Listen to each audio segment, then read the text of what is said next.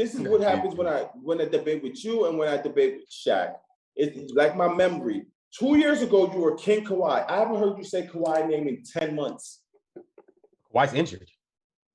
Oh, so that's what happened. He injured you going to the next person. Yo, if we would have talked last playoffs, I would have had a lot to say about Kawhi. He's injured right now. You're a bad guy. Why am I a bad guy? Yo, we're not even on Kawhi. Yo, we went from talking about the Suns to talking about the Bucks, and now we're talking about Kawhi. I brought Kawhi up because it's just how you go from left to right on your takes. Now Giannis is the king of the world to you. Starting it is started, the player choice way. Green light, supercharged, the player choice way. Got shot, got Jordan, got Dale, got Jay. Yeah, the boy gon' get it started, the player choice way. Hey, hey, yeah, it's the player choice way. Yeah, the boy gon' get it started, the player choice way. Yeah, the player choice way. Come and switch lanes into the player choice way. Yo, chat, can you hear me? What are you doing? Yo. Where the chat at? Looks like we're good. Audio levels are good. Chat, once you give me the okay, we'll get it started. What's up, Dub? Nah, it's just this dude. Smile, bro. Don't worry. Stupid. Have a good night. Good night. Yo, Dub, what's going on? It's just my family. Yo, go to bed. Oh my God. Dub's already in his bag. Hey, yo. I swear, I'm the dad of this house sometimes, and I'm not even the oldest person here. Yo, go to sleep. You got church tomorrow. Oh, my God. Let's go. All right, let's start, man. First of all, welcome back to another episode of Player's Choice, the number one place to be for NBA hot takes and flop takes. We got the crew up here. Jack, and again, he's got business to take care of, but he will be here for tomorrow, the first inaugural Player's Choice Ultimate Draft League. More details for that once I get through all this stuff, all the pre-show rants that I got to get out of the way. Again, thank you guys for, I said this last week, but thank you guys for liking the videos, rating the podcast, leaving comments. All that stuff helps us a ton. And again, we read through those comments and try to respond to as many as possible. We're still looking for social media managers / contributors to post more basketball content to our pages, video editors, web designers. So if you're looking to contribute to Player's Choice, email us at info@smck77.tv. Join our Discord and message us there. Wherever you can get a hold of us, reach out, our TikTok, Instagram, Twitter. And again, if you've been rocking with us for a while and you haven't checked out our website, smck77.com, we got some casual merch up there. You got the form. You can sign up to try and get on the show. But again, the best way to get on the show is on Clubhouse or stitching our videos on TikTok. Shout out to Deuce Brand, their basketball apparel brand. You know that we got the promo code with them, Player's Choice 20 for 20% off checkout. So if you go to Deuce Brand and you think about purchasing anything, just make sure you enter Player's Choice 20 at checkout for 20% off. Okay, tomorrow, the draft league that I was talking about. Sunday, September 19th at 12 p.m. Pacific Standard Time, 3 p.m. Eastern. Thank you all for showing interest in this. Everyone who's in the Discord who signed up. We've got the 13 slots filled, but I want to reiterate that if anyone doesn't check in 5 minutes after the check-in deadline, which is going to be at, I think, an hour before, it might be, yeah, I think it's at 2:05 is when I think the deadline is, but I'll go back and check it. And again, just go to the Discord in the Ultimate Draft or the Draft League and look at the rules. You have 5 minutes after that deadline to check in. If you don't, I'm just going to go to that next person that signed up. So we're going to have 16 people drafting, 5 players, and then we'll sim the rest of the draft, and we're going to make sure those 5 players have all the minutes so that they're the only players playing. We're going to put them into a 2K simulation, the playoff feature, if you've ever seen that. and then the winner is going to get Cash Apped $100. So make sure that you tune in for that, and we're going to try and do that every week. So if you didn't make it this time, make sure you try and be there for the next one. Yo, Jordan. Yes, sir. Cash Daniels now. That's my Cash App. Be ready to send that to me. Okay, well, I was also going to mention that if anyone on Player's Choice wins, there is no prize. So what? We're just I doing thought our prize is doubled up. We're just doing it for bragging rights. He just got sick. All right.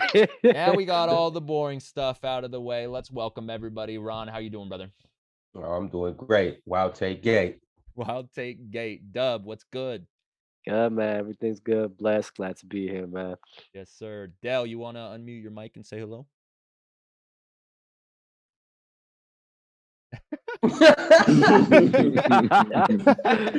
we got Hoodie Dell in the building.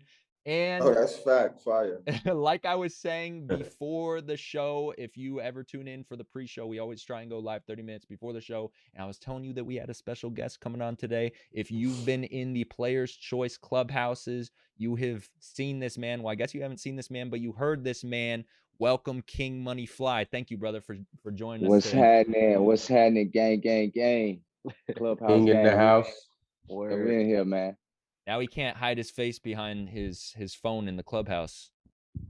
All right, y'all. Let's get into it. Topic number 1. Oh, actually, first, hold on. I forgot to shout out our Spotify and Apple listeners. So first of all, shout out to all you who are downloading the podcast, listening on Spotify, Apple, Google Play. If you saw my posts last night, I think it was, we're in like position 4 or something, right above Shaquille O'Neal's it's like the Big Podcast or whatever it's called in Ireland. So that was fire. I don't have the list of everyone downloading the show because I apparently didn't prepare enough for this. So I'm sorry that I don't get to do the official roll call, but I definitely want to shout out Ireland. That's dope that we were number 4 up there above Shaq's podcast. So now we can get into topic 1. If Kevin Durant three-peats, will his legacy surpass LeBron and LeBron? We'll kick it off with you. Oh, that's you want to start with me? This is I wonder where you guys get this question. That's Listen. No. Okay, y'all know what I'm saying. No. First off, he's not gonna three-peat, so we don't got to worry about that. Giannis isn't letting it happen. Bron's not letting it happen, and the big 3 that they got over there is not letting it happen. It's just not happening. But if he was to do it, maybe he can get put in that realm, but it's just not happening. So it's no point even talking about it. Dell, do you have anything to say to that? It's simple. Based on how the NBA narratives, how the media portrays it, if KD three-peats with Brooklyn and he's the MVP, he's doing what he's doing, he's for sure going to move up to, in the realm of many people, top 5. He's for easily, like literally easy as 1, 2, 3. If he three-peats, finals MVP 3 times, then he'll have 5 championships, 5 finals MVP. He'll move. I don't see how he does not move into that category. Like, I just don't see it. Dub. Like it's pretty easy, honestly. Nah, you got it. All right, Dub. I want to say so far as to put him over LeBron, but if he gets a three-peat, yeah, like Dell's saying, he's automatically up into that top 5 range. I don't think he would get all the Finals MVPs though, so that's why I'm saying like I don't think he'll get above LeBron or MJ or in that category. You know what I mean? But him winning 3 straight Finals, yeah, that's gonna put anybody up. If he three-peats, is he top 3? No. LeBron, MJ, KD? No. I got LeBron, MJ, and Kobe. But Ron, I wanted to say the only thing that could stop the Nets is injuries. Not Giannis, not LeBron. The only thing that's stopping the Nets is injuries. Okay, and do you think that's going to stop him? What injuries? We went down the list, and it was 5 different variables that we all had to throw on the Nets. And number one, wait, hold on. Sorry, Dub. You just said the only thing could stop the Nets is injury. And Ron, what was your question?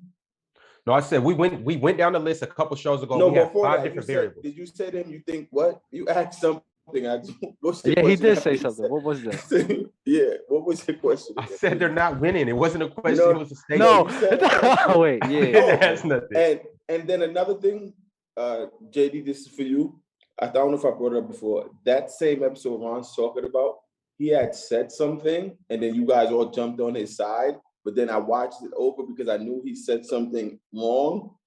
Because he for sure had said that The Bucks were Bucks going are- to three-peat. Exactly. Yes. And then I was like, no, he said that, and everybody jumped inside. Nah, he said the Bucks are gonna go to the finals every time or something. No, Yes, no, like, no, you Ron- said the Bucks are gonna reap. Yeah, Can I, And can, then I Ron clarify, said- can I clarify what I meant? Yes, we. No, I don't you already care. Can I What you clarify what I meant? You You clarified it clarified on what you the meant in a show. lie. In a Yo, lie. I meant to say He's going they're to going to three straight finals. Yes, we know, but you also did say that he was That you gonna never three-peat. said that, right? All You're right. nasty. That's what I meant. All right, King Money Fly. If Kevin Durant three-peats, will his legacy surpass LeBron? Most definitely won't. You know what I'm saying? He'd be up there though. You know what I'm saying? Like that'd be an impressive, accolades to have on his resume if he do three-peat. But I don't really see that happen. Like three championships in a row. Especially when the team's getting better. And like LeBron said, I don't think Bron's gonna let it happen. I don't even think Steph's gonna allow that to happen. And I know Russell ain't gonna allow that to happen because he's trying to get revenge on him. So it would be impressive for him to do that.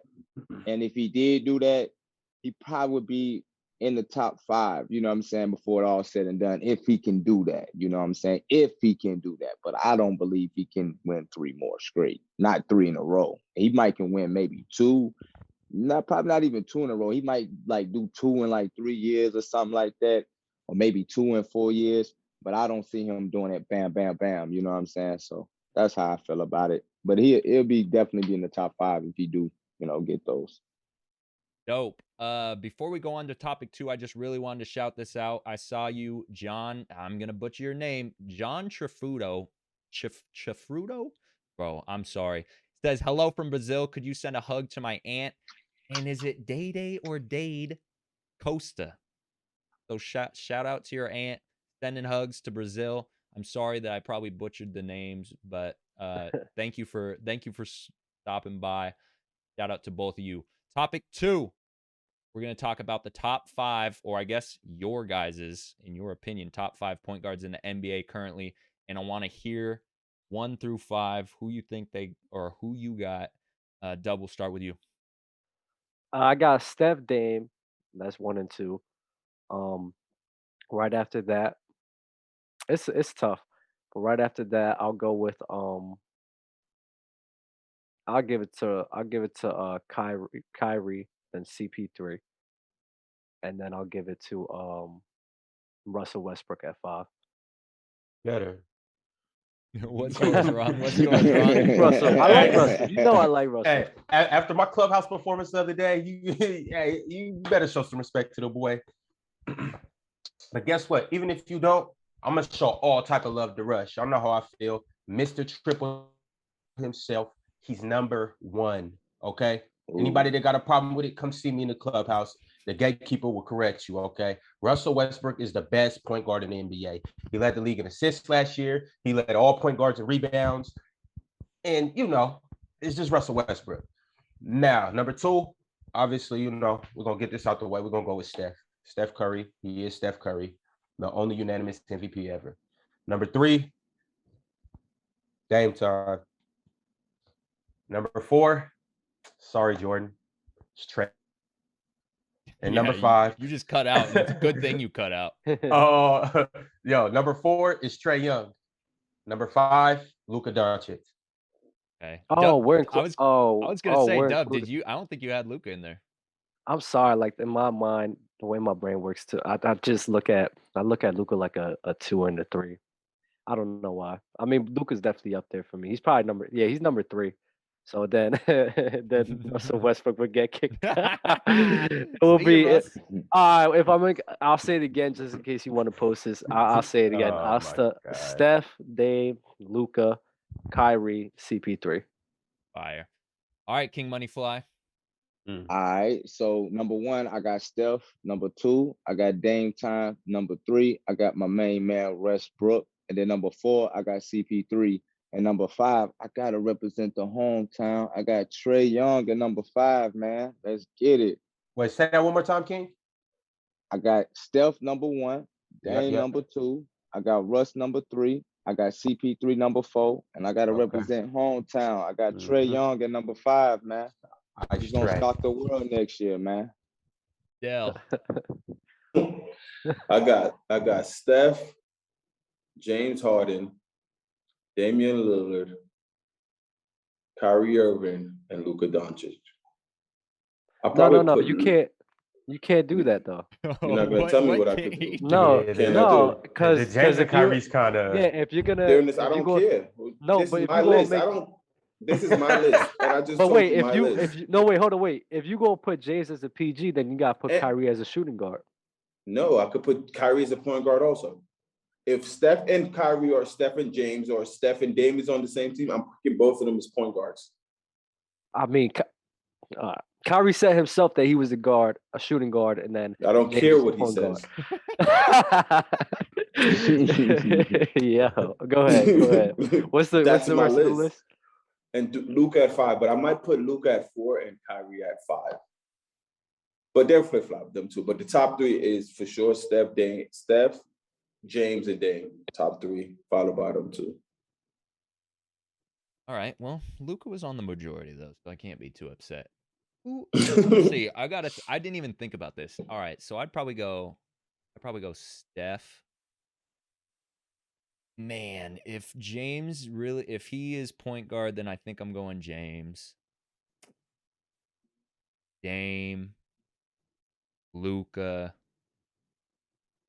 I think I'm going CP3 at 5. Dame was 4. You're missing one. That was only 4. You're not gonna put Curry in there? I said Steph Curry was 1. I put Steph, James, Luka, or Steph, James, Luka, Dame, CP3. Wait, Steph and James are better than Luka? Yeah. Are you sure about that? Yeah. Oh, okay. All right. Just clarifying. I won't troll. Okay. I have said, like, when I was not trolling, that I think that James Harden today is better than Luka Doncic. Yeah, JD, while you're hosting, you're not much of a troller, and I appreciate that. That is true. I got you. Yeah. All right. Topic 3. I truly appreciate that. Start bench cut. Chat, I want to hear your guys' start bench cut for this as well, so type it in the chat. We got Shaquille O'Neal, Hakeem Olajuwon, and Tim Duncan. Dell. Wow. I'm going to put my water back down.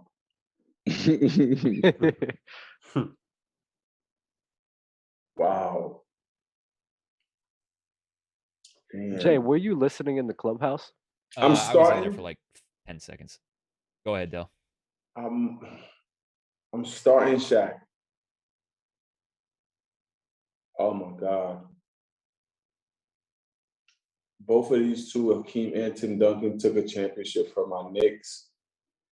But I think this is crazy because he's high on my top 10, I think, higher than Duncan. But I think I'm cutting Hakeem. Yeah, this one's crazy because these 3 players are in a lot of people's top 10 all time. Yeah, I think I'm starting Shaq for sure. Not even because I just got to start Shaq.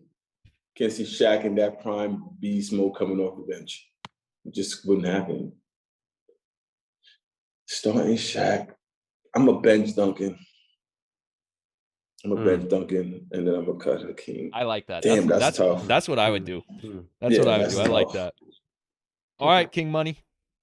All right, so it's kind of simple for me, man. I'm going to start my boy Tim Duncan because he's going to be, getting the offense together. Then I'm going to have my main man Shaq coming off the bench because he's the most dominant. So when Tim Duncan get off the floor, Shaq get in the game, who's going to hold him off your bench?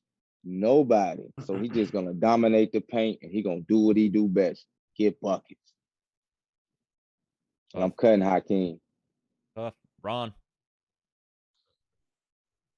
I gotta look. I'm not cutting Shaq for nobody. I'm not benching Shaq. Well, it's one person I've been Shaq for. Other than that, Shaq is starting, and he's not on this list. So Shaq is starting, and I can't see myself cutting Hakeem. So Hakeem's gonna be on the bench, and unfortunately, big fundamental, you got to go home. I wish I had easy accessibility to your top 10 because I want to know who you have, Hakeem or Tim Duncan, above one another. I actually have Tim above Hakeem, but I'm taking Hakeem over Tim. Yeah, I don't understand how that logic, works. But okay. I don't understand how that works. Because look, I get that because like if we're picking a team to start a team, sometimes just because I know how Jordan plays, his dominance and the adapted, like I would probably pick KD or Steph for that team before I pick that. You're not always gonna pick the better player. If the pool is full of Hall of Famers, because you have other pieces to work with. I hear you. That's the only way I can understand that logic. I hear you. Well, I have a feling that there's one person up here that's gonna cut Shaq. Dub. Oh my God! Listen, the reason why I asked why you listen to Clubhouse because we actually did the same start bench cut. Oh, fire. I'm starting Hakeem, I'm benching Duncan, and I'm cutting Shaq. I'm sorry, I have to. I don't think What's you your are issue sorry. with Shaq? Like Shaq did something to him that he's not telling us. Yeah, No, what's your issue with Shaq? It's not my issue with Shaq. It's just I trust those guys to work on both sides of the ball better than Shaq. If when I'm looking at a big man, I'd rather have a big man who works on both sides of the ball rather than a big man who's just dunking on everybody and just being dominant. I'm sorry. Hakeem could score. Hakeem is the greatest skilled big man ever. He's the greatest skilled big man ever. He could score the rock at a good level. Not as the level as Shaq, but he could score the rock. But his defense is definitely what puts him way over Shaq. His defense he's probably the best. He is the best defending big man in all of history. You think Hakeem prime and Shaq prime, Hakeem could guard Shaq? Yes. All right. You think that Shaq could guard Hakeem? No, but I feel like Shaq is more dominant in offensive end. Who do you trust to get more stops, Hakeem or Shaq? Honestly, and both in their prime. I think Shaq. And you want me to tell you why? Why? He's just bigger. Like all the back down, Hakeem got to make a move every single time. Mm-hmm. Shaq get one seal and it's over.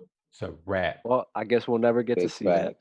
Now I'm going with Hakeem because you don't want to rebuttal. I'm gonna go with Hakeem. I think that Hakeem's skill set is what's gonna put him over Shaq. I'm sorry. I'd rather take a guy with greater skill than somebody who's just more dominant. So why do you pick LeBron over KD? Why do I pick because LeBron? Because KD, he went. I said it before. KD went to the Warriors. No, that has nothing to do with you talking about. I'll pick a guy with greater skills than someone more dominant or more powerful. Whatever you just said. That has nothing to do with where a person go play. Oh no. Okay. I thought you was talking about the all-time list.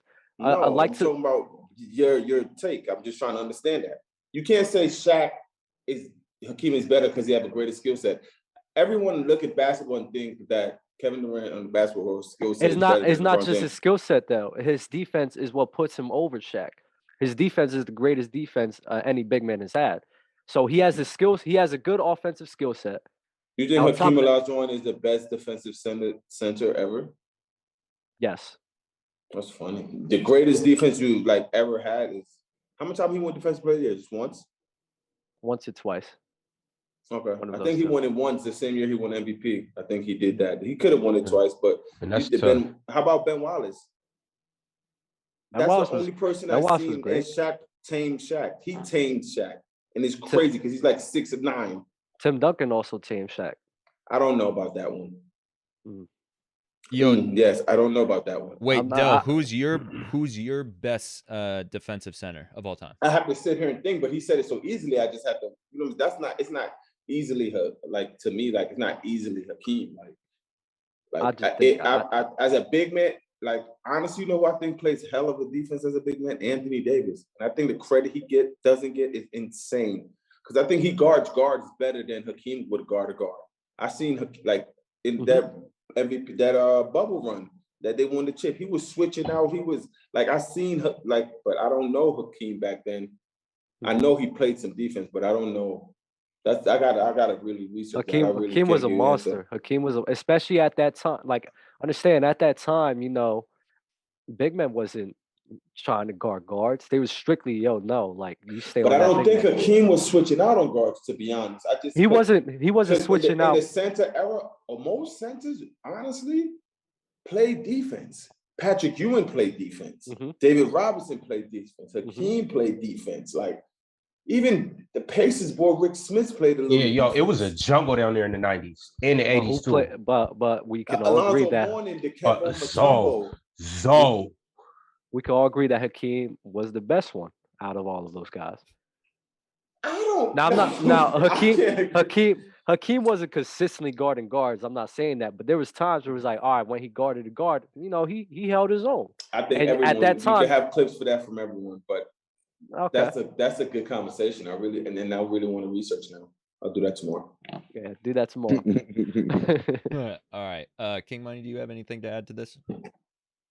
Nah. The only reason why I cut Hakeem because he's not in my top 10 of all time. I just want to put that out there. Oh yeah, we got to get to the last segment. Yeah, he's not in my top 10. I can't wait. I cannot wait. All right. Yeah, that's why he's not in my top 10.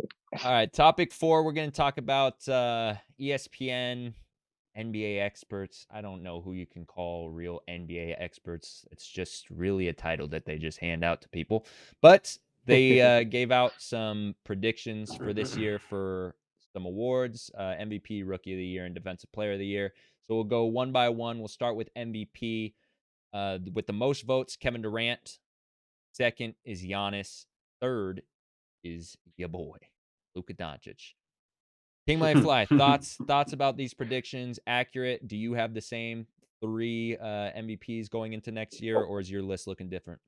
My list is looking different. Giannis is still in there, but I put Anthony Davis and I put Steph in there. So both because I feel like they might, like, Steph got a chip on his shoulder. I know AD got a chip on his shoulder because he got hurt. They downplaying him, like Dale said. He don't get enough credit on defense. You know what I'm saying? I feel like he's a big asset to the Lakers, just like Steph is. Not saying KD not a big asset to the Nets, but he's playing with 3 juggernauts over there. They all gonna be scoring, so it's kind of hard to put KD in that MVP discussion because it's 3 of them over there, man. Like, and they all gonna be scoring probably well. You know what I'm saying? Question. I love your AD pick and I love your Steph pick, but what juggernaut is AD not playing with? I say he playing with 3. You said it's hard for KD because he's playing with 2 juggernauts. Yeah, besides him. Besides Kyrie and James. But what juggernaut is AD not playing with that he can be on the MVP list, but KD can't? I mean, he got Bron, but, you know, Bron going to be deferring him the ball with no problem. But he also have Russ. I think if you could say AD can't be on the MVP list, it's the same for KD. Like, it's the exact same. Well, it's really not because Russ not gonna. I don't see Russ having 24. Like, I see him probably average 18 at the most this year, and he might get close to a triple double. It's no NBA Russell Westbrook is averaging 18 points. I feel like that's probably what he's gonna average. Maybe 20 at the most, but I'm not giving him no more than 20. I'm not. He only averaged 22 last year. Right, I'm not giving him no more than 20, bro. Like, I'm just not. Like, with the Lakers team, how they built and the way they probably gonna position him, I'm not giving him no more than 20. I give him 20 at best. That he's gonna. It's crazy. I have Russ averaging at least 24 points this year, which is insane to me. My mind, I don't know why I feel like Russ is gonna score a lot this year. It's crazy that I think like that because I get both of you guys' points and it makes a lot of sense. But I don't know why I feel like he's gonna be like, nah. I don't know. My thing is, go ahead, Ken, you got it. Now, I was going to say it's possible because, you know, when Bron sit on the floor or AD sit on the floor, it's his time to run with the unit and he can get more buckets. Yeah, he might have a couple games where he might have 26. Right. I think Russ is more durable than both of them. And in the long haul, he'll be out there probably by himself a couple of times running it up. Right. It's going to be a sight to see. All right. But I just don't know. I just don't know about the MVP list. I think if you say AD is on the KD's on the team with two juggernauts. AD's on with Braun. Melo. He got people over there still active too. But I agree with AD on the MVP list. But I also agree with KD. I don't think they both could be on or they both could be off. Based on what you're saying. See, this is why I put AD on the list, because we know he's a great defender. So, like, you got to put that in aspect. He's going to get points, but he's also going to get blocks. He's going to get rebounds. So I'm putting that in the aspect for AD. You see what I'm saying? Like, he's going to play the So for KD, you just worried about the O in terms of the numbers? Yeah, because they going to... Okay, I got you. Yeah, I got you. They're going to collide. I got you. Yeah. Can you rank those? You had Steph, AD, and Giannis. Where do you think that they would finish in the MVP race? I got Giannis, AD, Steph. Giannis getting MVP next year. All right, Dub. I wasn't too mad at the MVPs. I would probably take KD out there just because he's playing with James Harden and Kyrie Irving. I would replace him with Joel Embiid. I think a healthy Joel Embiid was going to win the MVP last year. So I think he could do that again as long as he's healthy. So you want it in order, I'll probably put Luka, Embiid, and Giannis just because people are tired of voting for Giannis. Voter fatigue is a real thing. All right, wait. So you got Luka? Yeah, I got Luka as an MVP for me next year. Okay. That's not a bad pick as well. Ron. Kind of like what everybody was saying, I'm gonna have to take KD out simply because, and that's the same reason I wouldn't put AD in or Braun in or Russ in or anybody on either of them teams, because it's just until we see how it goes. We know they're gonna be right there at the top of their conferences, but everything's gonna transpire. You know, they like to take an MVP from a winning team, but it's a coin toss with those guys. You know, they all get to it and they all put up stats. So we can easily say James Harden is gonna be on the list. You know, it's with all them guys, it's a toss up. So I'm not gonna put anybody on the Lakers or the Nets on there. What I'm gonna go with Jokic. I think he's gonna be back on the list again. He's nothing stopping him. He's only gonna get better. The Nuggets, Jamal Murray's coming back. The Nuggets are only gonna do better this year. Giannis, obviously, he's been on the MVP list the last 3-4 years. He's obviously gonna continue to do what he does, maybe even at a higher level. And then obviously, you know, Mr. Doncic himself. It's nothing to stop him. Nothing that's gonna slow him down. He's gonna have the ball in his hand for 48 minutes, and he's gonna just do what he typically does. So before I get to Dell, just as a refresher, because I wanted to pull this up for my own reference. So this was the voting results from last year. So Jokic obviously won. Embiid second, and then I'm just going down the list. Steph Curry, Giannis, Chris Paul, Luka, Dame, Julius Randle, Derrick Rose, comedy, Rudy Gobert, Derrick Rose, yeah, Russell Westbrook, what? Ben Simmons, James Harden, LeBron James, and Kawhi. KD wasn't even on that list, but he was also hurt like for a little bit too, right? Yeah, he only played 39 games last year. All right, Del, KD, Giannis, Luka in that order. That's what the experts are saying. What do you think? I'll go Steph, KD, maybe Steph, KD, Giannis, or Steph, KD, Luka. Yeah, the only reason not Luka, honestly, because they win games. I don't know if KP's still there. I think they're still probably top 5 in the West. I think KP plays big this year. But out of everybody, the only reason with Steph also, I don't know how long it takes Clay to get back, how formed will they be? Because this year, more than any other year, I feel like they're going to go back to looking at the standings, to winning, etc. It really didn't play a part this COVID year with all of that, because I think the Nuggets was what's the Nuggets in the West? 7th, maybe, or 8th? It was 7th. I'll look it It up. wasn't it. They was in the middle of the pack because they third, weren't they? The Nuggets finished 3rd. I think they finished 3rd. They might have been second. I got you. They might have been second, but the They Nuggets faced for the sure went Trailblazers. The Nuggets were 3rd. Yeah. The Nuggets finished 3rd? Yes. I didn't even know the Nuggets finished. What, I thought they Utah was finished second? lower. Utah was first. No, they were killing That because was remember it was the Suns. Oh and no, Nuggets. Phoenix was first. Or and sorry, then Oh, it- they was killing in the beginning. Yeah, it was like the Right. Jazz and the Nuggets Right, up there, they and then were. the Suns started creeping up. Right. Mhm. So because I didn't know their record. I thought they tailed off. I thought they were like 5th or 6th, and they still gave it to Joker. But 3rd is good. But I don't see how high Luka could take a team to really get MVP consideration. It's so hard in the West, man, and that's really going to play a part. And it's crazy that they even got finished 5th in their conference last year. My prediction is that he's got to at least get them top 4 to even get that Be in consideration, yeah. or at least Yeah. a top 3 Hey. consideration, because obviously he was still in consideration last year. He was like 5 or 6 or whatever, but like he's got to be at least top 4, and if he's top 3, he could. I feel like you just give it to him at that point. If he Hey, can get that team to top 3, go ahead, Dub. no, I was gonna say, shout out to Shaq because Shaq said this before on one of the shows, and I just agreed with it because we all know how Steph became an MVP finalist because he willed his team to the play-in tournament and everything. I believe the same thing will probably happen with Luka Doncic. Shaq said himself that Steph Curry this year just made it easier for Luka to win an MVP next year, and it's because he's going to be willing this team to the play-in tournaments. So And that's just here's why I don't think that would happen.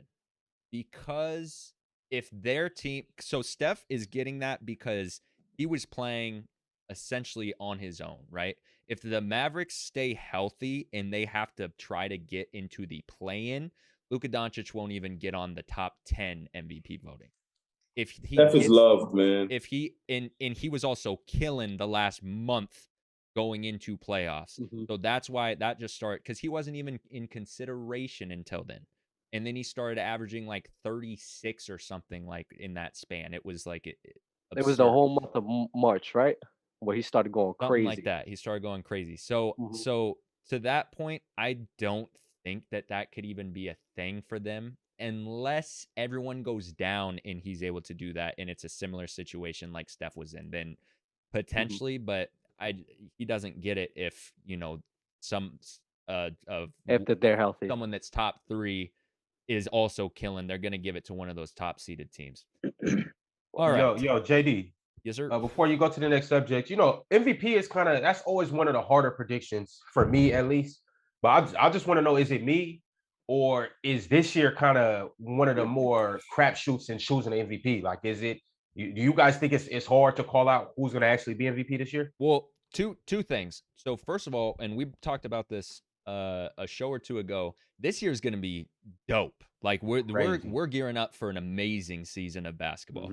And there are so many talented players, and the superstars, I feel like there's plenty of superstars this year, and hopefully majority of them are going to be healthy. So that's going to be dope to watch. And to that point, that is why I think it is going to be tough to predict accurately in MVP, because one of these guys goes down, and I obviously don't want anyone to go down, but like a Giannis goes down, then he's not even in consideration, right?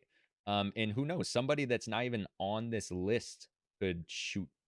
I really think it's going to be something like that. I think it's going to be somebody that we're not really even giving enough credit for. Nah. I don't think it will be somebody super crazy. I think you could name 10 players right now, and one of those 10 will be on it. I think you could name. I think you could name 6. I'm not saying like a random person, but I'm saying it's somebody in this list that I don't know, kind of like the AD pick, like a Dame like that, Lillard. Yeah, like exactly. I was about to say that. Like picking Dame is still not a bad pick. Not at all. all. You know what I'm saying? Yeah, it's at least 8 or 9 that you pick, and everybody can say, "Oh yeah, I can see that." But it's also like 20. You'll be like, "No, never." Right. All right. Next is Rookie of the Year. They got Jalen Green, Cade Cunningham, Jalen Suggs, King Money Fly. We'll start with you. I'm gonna roll with the order they had. I believe Jalen Green probably gonna take it. Cade Cunningham right behind him, not too far off. And who's the third person? Jalen Suggs. I think he gonna be up there too. So it's gonna be like a home stretch, and it's gonna be depending on who teams doing the best in the season and who's doing the best, work on the court. So I think it's gonna be a good Rookie of the Year this year. Yo, and Ron, to your point about the MVP, how it can kind of be a crapshoot. I feel like every year for Rookie of the Year, It's only 3 people that you're talking about going into the season, and it's gonna be one of those 3. All right, Dub. I have to go with Cade number 1 for me. I think he's on Detroit, right? Yeah. Yeah, I think him and Jeremy Grant will be a good thing to see. And then I got Jalen Suggs. He's number 2 for me. Him in Orlando, I think that would be great. Jalen Green would be 3rd for me because the Houston Rockets got a lot of young talent. I mean, a lot of young talent. So I don't know. I don't know how well Jalen Green will be getting off when there's going to be so many guys on that team who's also trying to get off. So That's a good point. That's a very good point. we'll have to see because y'all know Kevin Porter Jr. Kevin Porter Jr. was balling last year. That's the boy. Shout out Rainier Beach, 206, Seattle, Washington. So I mean, we'll have to see with Jalen Green. So I'll definitely put Cade Cunningham and Jalen Suggs over him just because Green's team is just loaded with young talent trying to prove themselves. Dell. I'm gonna have to go with the field. Really? Yeah. You don't like any of these 3 up here? I do, but I'm gonna go with the field. I was thinking about the Houston pick, but Dub just changed my mind on that based on his point. That's how valid his point was. And I like Suggs, but Orlando and their rookies always a little shaky, little option. Like, even though I heard Howard didn't win Rookie of the Year there, so it's like I'm not jacking that. And Cade, Pistons, I guess. I'm going to take the field, though. I guess their order was cool, but no, I don't agree with it, so I'm going to just take the field. Interesting. It's simple, yeah. LeRon. I actually think this is a loaded draft class.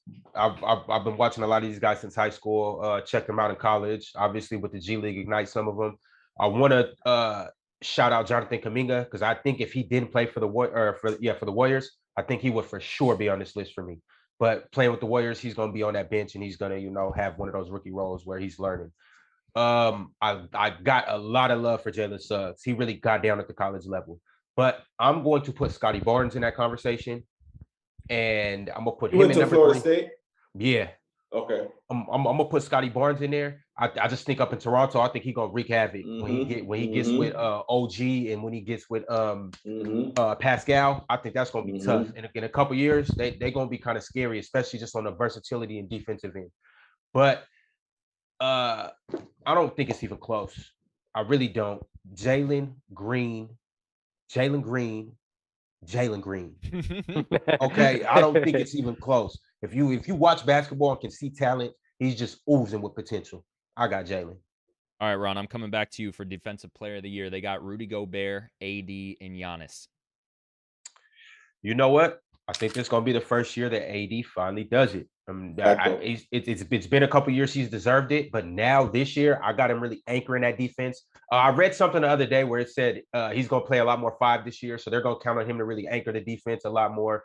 And obviously they're going to be right at the top of that West. I got them being at the top, if not having the best record in the league, and I think that's going to go a long way. And really, with piggybacking on what King Money Fly said, he might just get that Hakeem, how we were saying earlier. He might get a Defensive Player of the Year and the MVP. Dub. I like it. I like what they have. I don't see really anybody else in the league going above those guys. Maybe Drew, but that's about it. I'm definitely going to ride with AD and then Giannis and then Gobert. With Giannis is only for voters fatigue, man. I just think people are just tired of voting for him year in and year out. Dell. Or we'll go to King Money Fly. We'll let you finish. Dell, I got you.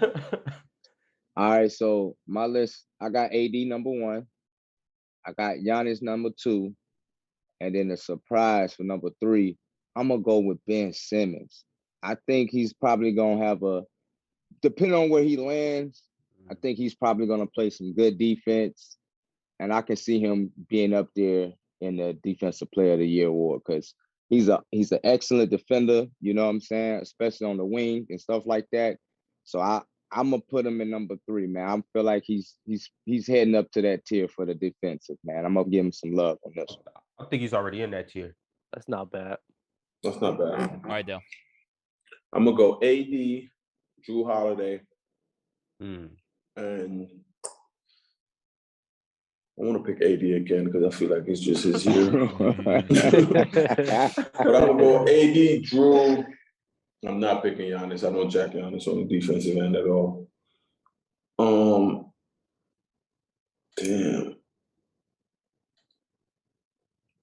AD, Drew. You don't got your man Rudy? My man Rudy? No. Yeah. You don't jack Rudy either? He's okay. But NBA defensive players is such a joke, bro. Yeah, it's a joke. It's a joke. Well, there's not a lot of guys to choose from. Give me Marcus Smart. Why? For defensive player? I think you just said that just to be different. Fire. If he actually wins defensive player of the year, I'm gonna save this clip. Word. I'm jacking Marcus Smart as a defensive, bro. You're not jacking Marcus Smart? Nah, I like Marcus Smart, the defensive end. Just I don't think he'll get as much exposure as the other guys. As who was in this again? Yeah, Rudy Gobert, Giannis, King said Ben Simmons. We got AD. No, your list. I said Rudy Gobert, AD. And I said AD first, Giannis second, Rudy third, and I gave an honorable mention to Drew Holiday. Casual. That's what the league. This ain't saying like I think those are like the top dogs on defense. This is what I think is. Who do you think the top dogs on defense are? I like Drew. I like Ben. I think AD and Giannis is 1 and 2 for me. AD and Giannis is definitely. I think AD is such a far superior defender than Giannis is insane. It's crazy. Like superior, it's insane. You got it. AD is definitely way more versatile than him. That's you know why how I give you him feel, the edge. and you know how you feel about that. Nah, I'll give the AD the edge. But Giannis, you're not gonna come like Giannis isn't a good defending big man. Okay. Yeah. I'm not gonna argue this again. We're not gonna get into it. Right, we're not gonna get into Giannis. Nah. All right. You're probably watching the show with Shaq. Nah, I'm not doing it. How fire would that be if they were just kicking back watching Player's Choice right now? All right, we'll move it along. Topic 5. We're gonna do a redraft of the 2016 NBA draft. Do you guys want to redraft like 1 through 10 or 1 through 5? Okay. I got 10, but we could go 5. I got 10 too. All right, we'll go 10 then. All right, so the real 2016 draft, the first 10 picks were Ben Simmons, Brandon Ingram, Jaylen Brown, Dragan Bender, Chris Dunn, Buddy Hield, Jamal Murray, Marquise Chris, Jacob, how do you say that? Podol? Jacob Podol, something like that. And then Thon Maker, and then just like to read off some more names after that: Domantas Sabonis, Maureen Prince, Yorgos Papagiannis, Denzel Valentine is like, where does it? Curse Levert's on here. Pascal Siakam. Also, I didn't know that Wade Baldwin got drafted in 2016. He's playing overseas, isn't he? Yeah, he played with Shaq last year. I think we talked to Wade. When we did you say Ben Simmons? Yeah, he was number 1. Okay. DeJounte Murray's up here. All right. So we'll redraft to 1 through 10. Ron and King Money Fly, you guys said you had your list. So we'll start with you, Ron, to kick us off. Okay. First, come on. We're not switching nothing up. Hall of Fame Ben. All right. Hall of Fame Ben. After that, I'm really going to go with somebody who's he's obviously proven himself as one of the better players in this class, but he's actually somebody who's won something so far in this class. I'm going to go with Pascal Siakam, number 2. Number 3, Jaylen Brown. Number 4, I'm going to go with the all-star in this list, Sabonis. Number 5, I'm going to go with Brandon Ingram. Number 6, Jamal Murray. Number 7, DeJounte Murray. Hey. Number 8, I'm going to go with Karis Levert. Number 9, Malcolm Brogdon. And number 10, Buddy Hield. It's not bad. All right, King Money Fly. This list is in the doc? You can't hear. I'll give you what I'm looking at. I'm gonna need that too. Yeah, I Yeah. got y'all. Because I forgot about this, honestly. Bro, I think I don't know how and you remember anyone outside of like, a few people. It's tough. Yeah. And you know I don't look at the dome, Exactly. Exactly. This one was gonna if you would have done this off the dome, Del, I would have been impressed. I would have went last, then that's the only way I could have maneuvered top 8, maybe. All right, King Money Fly. All right, so number 1, I got Brandon Ingram. Number Fire. 2, good pick. I got Jamal Murray. 3, I still got Jaylen Brown. And then 4, I got DeMonte Sabonis. 5, I got Malcolm Brogdon. 6, I got Caris Levert. 7, I got Buddy Hield. And 8, I got Ben, man. Ben fall all the way out to 8 to me, man. Like, I mean, yo, don't do my man like that. He's always 8. And then number 9, I got actually, matter of fact, let me swap that. I got Ben number 9, I got P.I. Stockham number 8, and then I got Kristen Dunn number 10. Mm-hmm. Who number 10? Chris Dunn. I still got him up there. Yo, King. Chris. You not love to Pascal? Huh? You got him 8. I got him 8. Pascal. So you got 7 players in the draft, in this draft, better than Pascal. That's your take over me. He has 7. He has 8 players over Ben Simmons. Your 10th pick is Chris I'm not gonna Dunn, get in that. Chris from Providence. Yes, I believe so. I left him there. Chris from Providence. Yeah. Okay. After I got out to 8 and 9, I was like, you know what? I'm just gonna put a dude that was in the draft, so I just put him number 10. I crossed off a couple people and I just put him number 10. Where's DeJounte? DeJounte was number 4. Okay. He was number 4. Yeah, he's better than Pasacum. You feel me? Pasacum. Whatever his name. Spicy P. Whatever his name is, man. Spicy P, whatever his name is. Yeah. Wait, what? Damn, you got Dub's about to die. He's about to choke over here. I can't pronounce his name, man. Hey, I ain't from where you from. Siakam is fire, bro. I'm about to start calling him that, actually. Oh my God. All right, Del and Dub, I know that you guys are looking over, so whenever you guys are ready, just let me know and then you can kick it off. Del, you ready? You want me to go first? You could go. I got Ben number 1. I got Jaylen Brown number 2. I got Jamal Murray number 3. I got Brandon Ingram right after that, so he's 4. And then I got Pascal Siakam number 5. No. I got Pascal Siakam above Brandon Ingram, and then Brandon Ingram's number 5. God, looking over this, I got a lot of names. I got Sabonis number 6. I got Malcolm Brogdon number 7. Hold up, let me look because I don't want to forget. Murray's still up there. He's definitely up there. Malcolm Brogdon number 7, Fred VanVleet number 8, DeJounte Murray number 9. Ooh. Fred VanVleet? Yeah, Fred VanVleet. He came in that draft? Yeah, I'm looking at it. Yeah, he was in there. He was in there. I'm looking at this list like they got their own top 10, but I had to move people around because I hate their top 10. And then I got Carol Levert number 10. Caris Levert number 10. And this was actually a good top 10 in this draft. For sure. There's a lot of good players in this draft. I didn't realize. I said Ben Simmons. I said so we got Ben Simmons, Jaylen Brown. Yep. Murray. Yep. Then Siakam, Ingram, and then Sabonis, Brogdon. Who did I say for 8? Fred VanVleet. Yep. And then DeJounte Murray. VanVleet was in there? Caris Levert. Right. Yeah, Fred VanVleet. I looked it up. 2016? Yeah. He was in 2016. Yeah, well, shout out Fred VanVleet. Bro, when did he go? That's what I'm He saying. was a He didn't he was get a drafted. late. He didn't get drafted. He went undrafted. That's fire. You're He didn't- drafting he him. didn't Let's get drafted. go. Oh. Oh yeah, that's sad. right. That's He didn't major. get drafted. Fire. Okay. They slept on him. Mm-hmm. All right, Del, whenever you're ready. That's a tough All one, right. bro.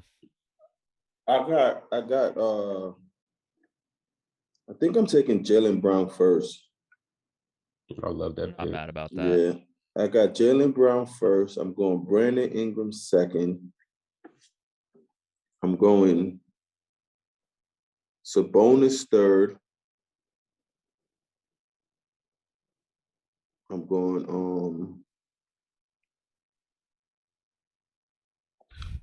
Pascal fourth. I take Ben fifth. Siakam. Taking Fred six.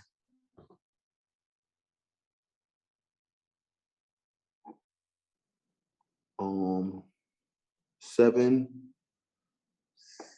Let me see. Give me Kyrie seven.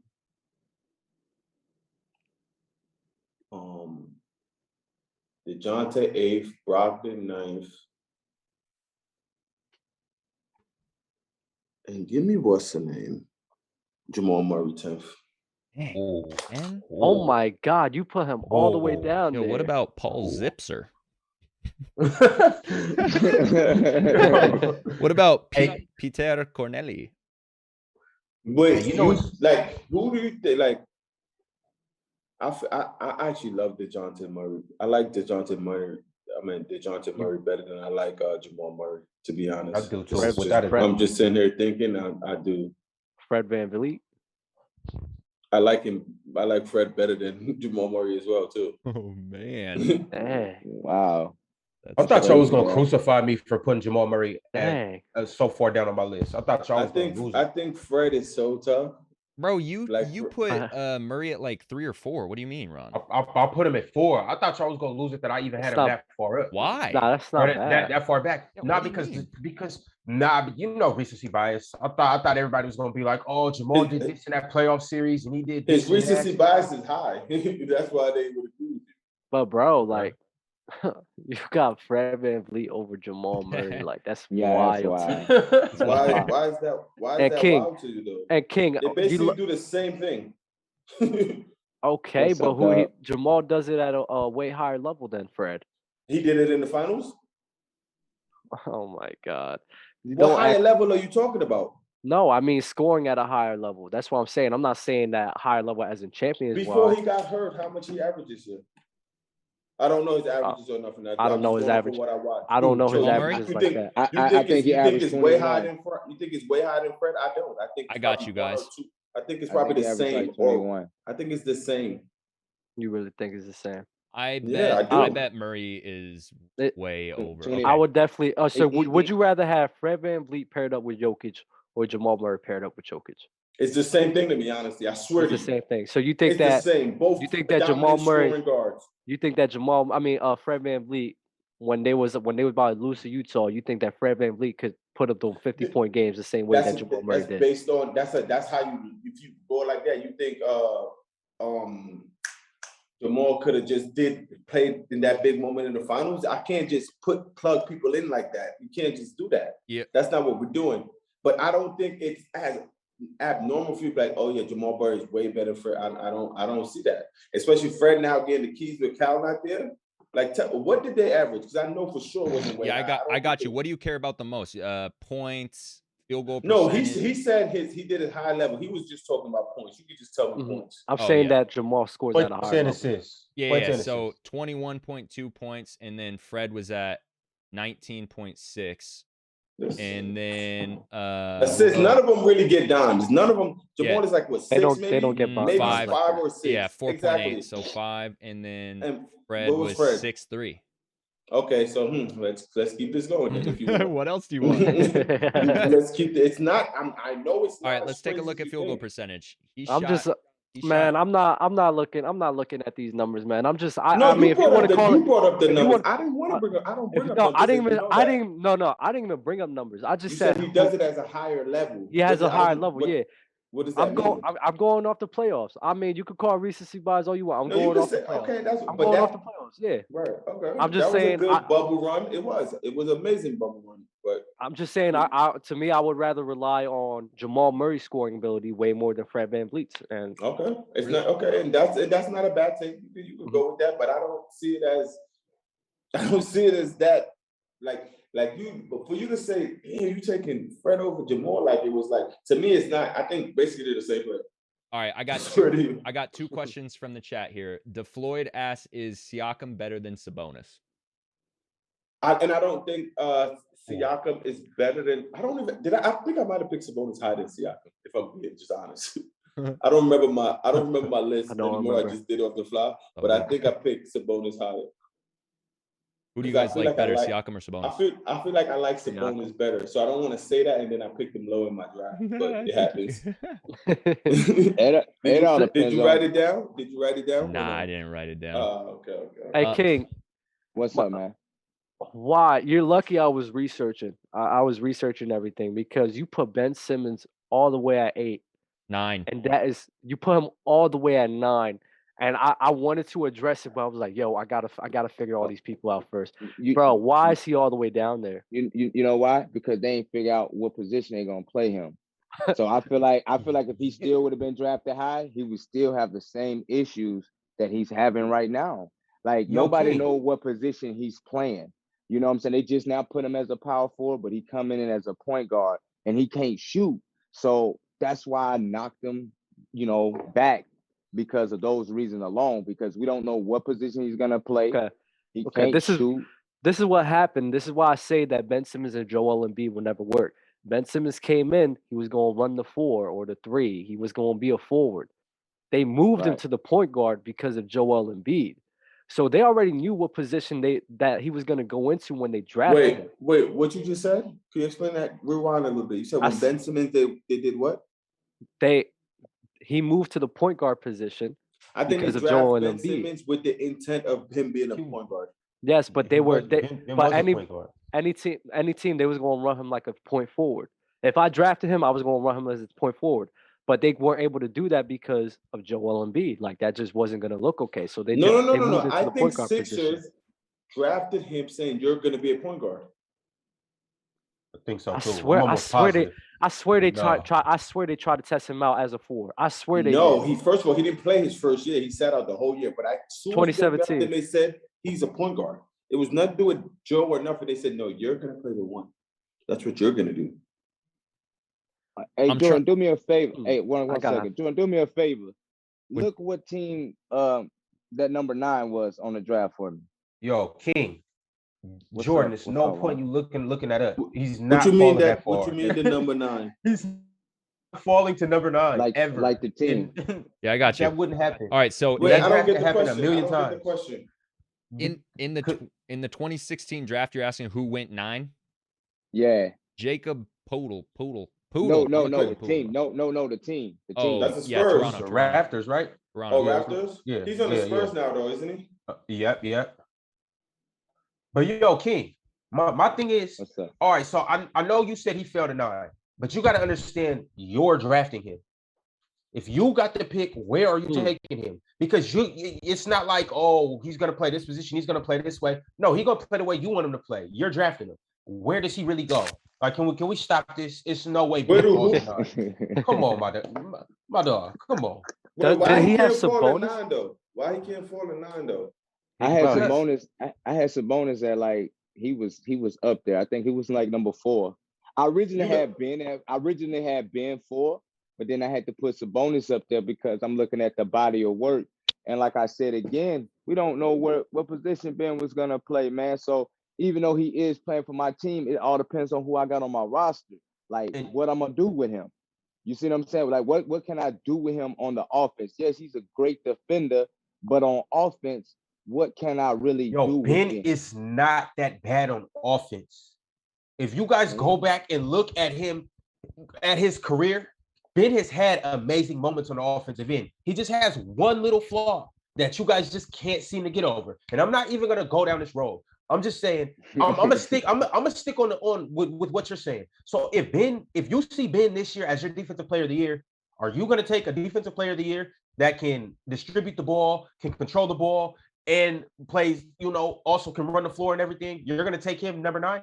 You're going to take 8 other guys? It's not about that. Wrong. You not know what they're going to do. Listen, Like he's still MVP, in the lottery. Jokic was what, second round, maybe. I don't know where he was picked up. He just was MVP. So you don't know what you're going to become. If you're drafting all these players based on what they did and this year and all that stuff, you're basing on what we already know to be now. That's how Fred VanVleet cannot go drafted to where he's going drafted. Based on what we know now, bro, a lot of people are picking the players we pick over Ben Simmons. It's like based on with the word y'all always use, recency bias. Like you never know, bro. It's no team willing to trade what they trade. Every other team we like, say Fred VanVleet, who's on my list. Say Jaylen Brown. Say who else was hired? Demonte Sabonis. Who else was hired? Pascal. All these players come out and say they want to leave a team. They're finding suitable trade offers already. Ben, for him to do that, Ben is still on the docket. He's really coming out saying like, oh yeah, we don't know what we're about to do. He's gonna have to be fine or something because we want him to play. He gotta come play. Like it's not. Hey Dell, I looked it up. Jokic went 41, by the way. Go ahead, Dell. Ben Simmons in his first game, he played the 4. Who was the starting lineup? Jared Bayless, JJ Redick, Robert Covington, Ben Simmons, and Joel Embiid. You think Jared Bayless was the point guard? Yeah, he wasn't. No, he but was the smallest person on the floor. So what do they have? Come on now. You tell me that Jared Bayless was running the 3 or the 4? No, it was the 2-man. He's the 2. Then who was? Yeah, JJ Redick's not running the 3 though. I think Bayless was the point guard there. JJ Redick was. Just because they're playing the position of a point guard doesn't mean he's playing like a point guard. I'm saying that they had the idea of Ben Simmons being the point forward. I got you right now. Name me they gave him the ball right away. Name me the Sixers starting lineup this year. Bro, the same way you did it. No, what are you talking about? Because I don't get your point. Just name me the starting lineup this year. Okay, literally the same thing. It's literally the same thing. How is it the same thing? It's Ben Simmons, Seth Curry, Tobias Harris. Danny Green. Tobias Harris and Joel Embiid. Okay. You telling me that you tell me at that time, I'm going to look up this game. I'm going to watch this video. Wait, Seth Curry was starting? I thought he was coming off the bench. No, at the end of the season, he was starting. But bro, he started. Danny Green running the 3 isn't a bad thing. JJ Redick running the 3 is not something that I don't think he's ever played the 3. This is where your mind is confusing to you and is becoming very conflicted. Because it don't matter who's out there. If you have Ben could guard whoever, that's where your mind is playing tricks on you. We're talking about the offensive end. Ben could guard whoever. This is where you're not understanding. I'm not saying. Why you keep telling me JJ running the 3? He's not running. He's not running. What does this have to do with this equation? JJ running the 3. Because if JJ ain't running the 3, Jared Bayless ain't running the 3. What's your definition of the 3, Dub? What's your definition? Small 4. I know. What? How do you run the 3? No, like, what is running the 3? That's what I'm saying. What is your point in saying that? Like you're only saying it because you're thinking JJ Redick versus Kevin Durant, JJ Redick versus LeBron James. JJ's not guarding these people at all. He's just out there to run the lane. It's a mismatch. The floor. It's a mismatch because most people at the small floor. It's not a mismatch because Ben is there. No. Oh my God. Go ahead, Doug. Go ahead. It's like where's this. the mismatch? You got to let me know where's the mismatch. JJ Redick if he's running a small forward, he's undersized compared to a lot of small forwards in the league. He's not guarding them. Ben is guarding them. What do we say? You're not all right, then. But then we're doing it about defense.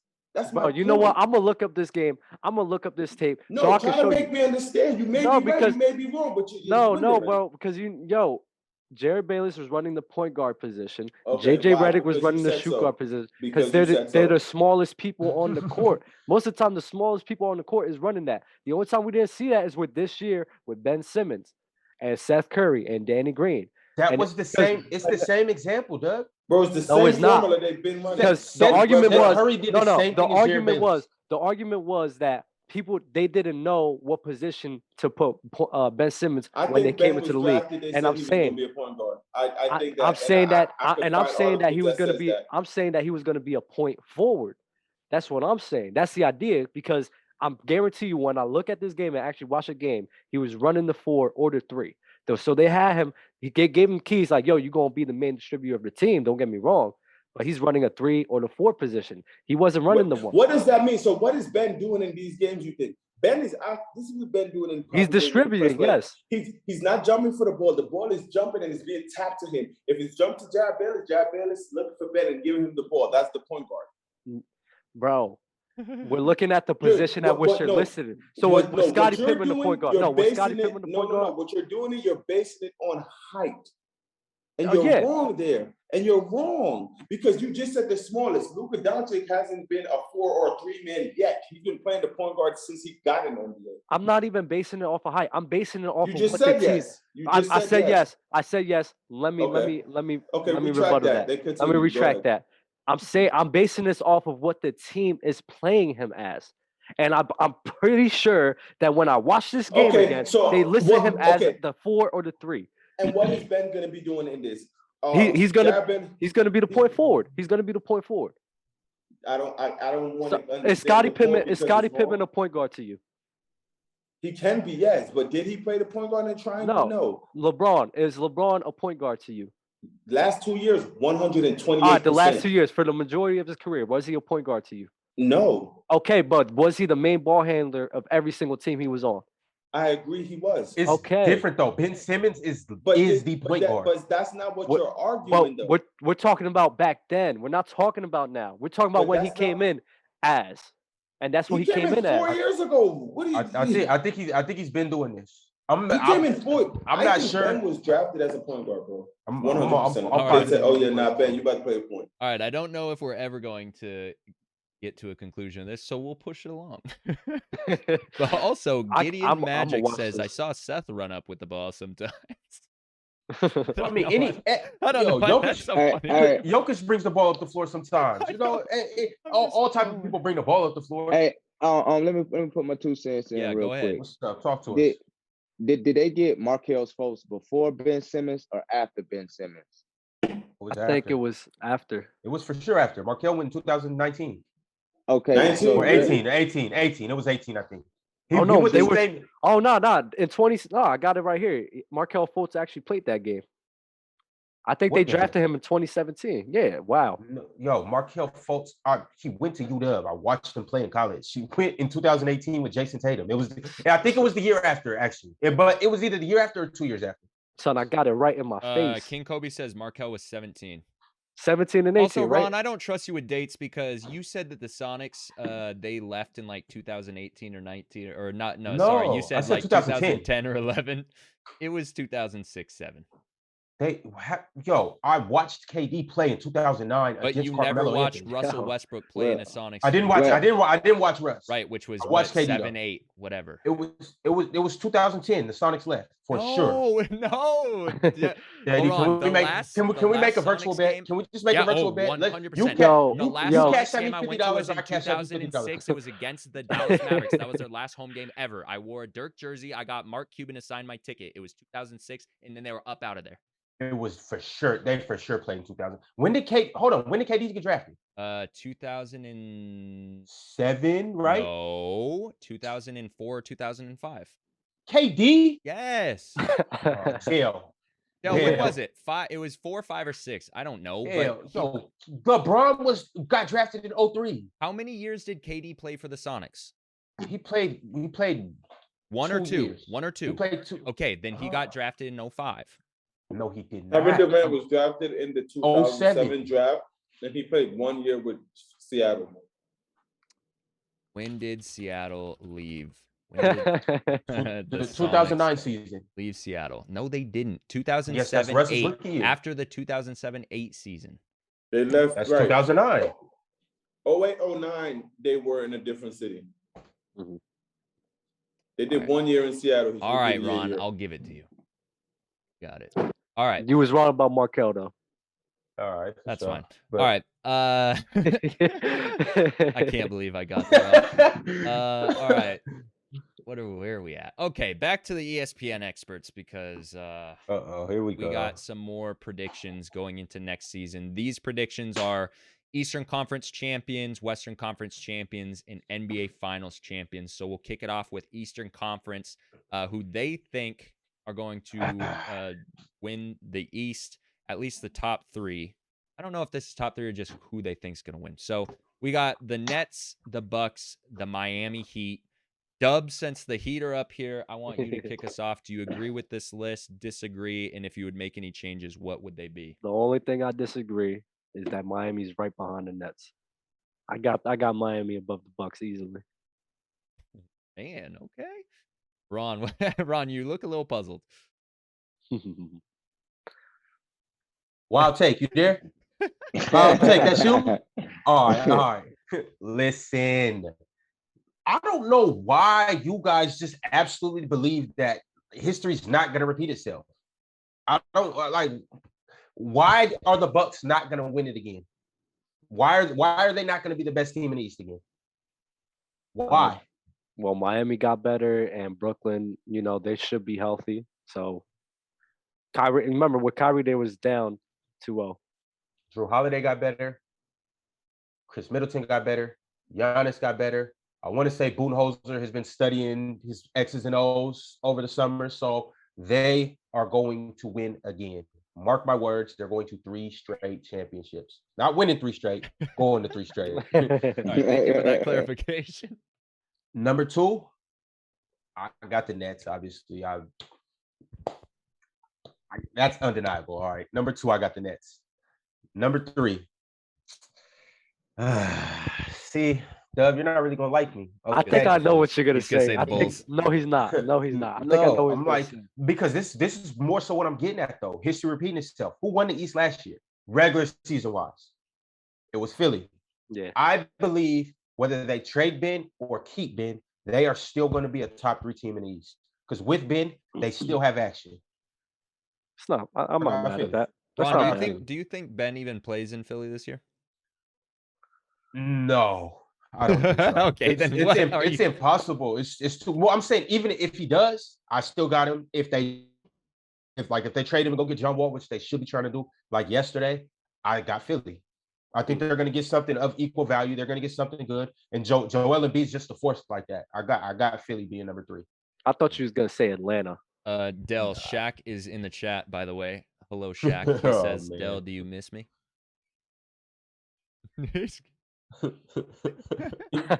He knows I'm on mute listening to this gibberish.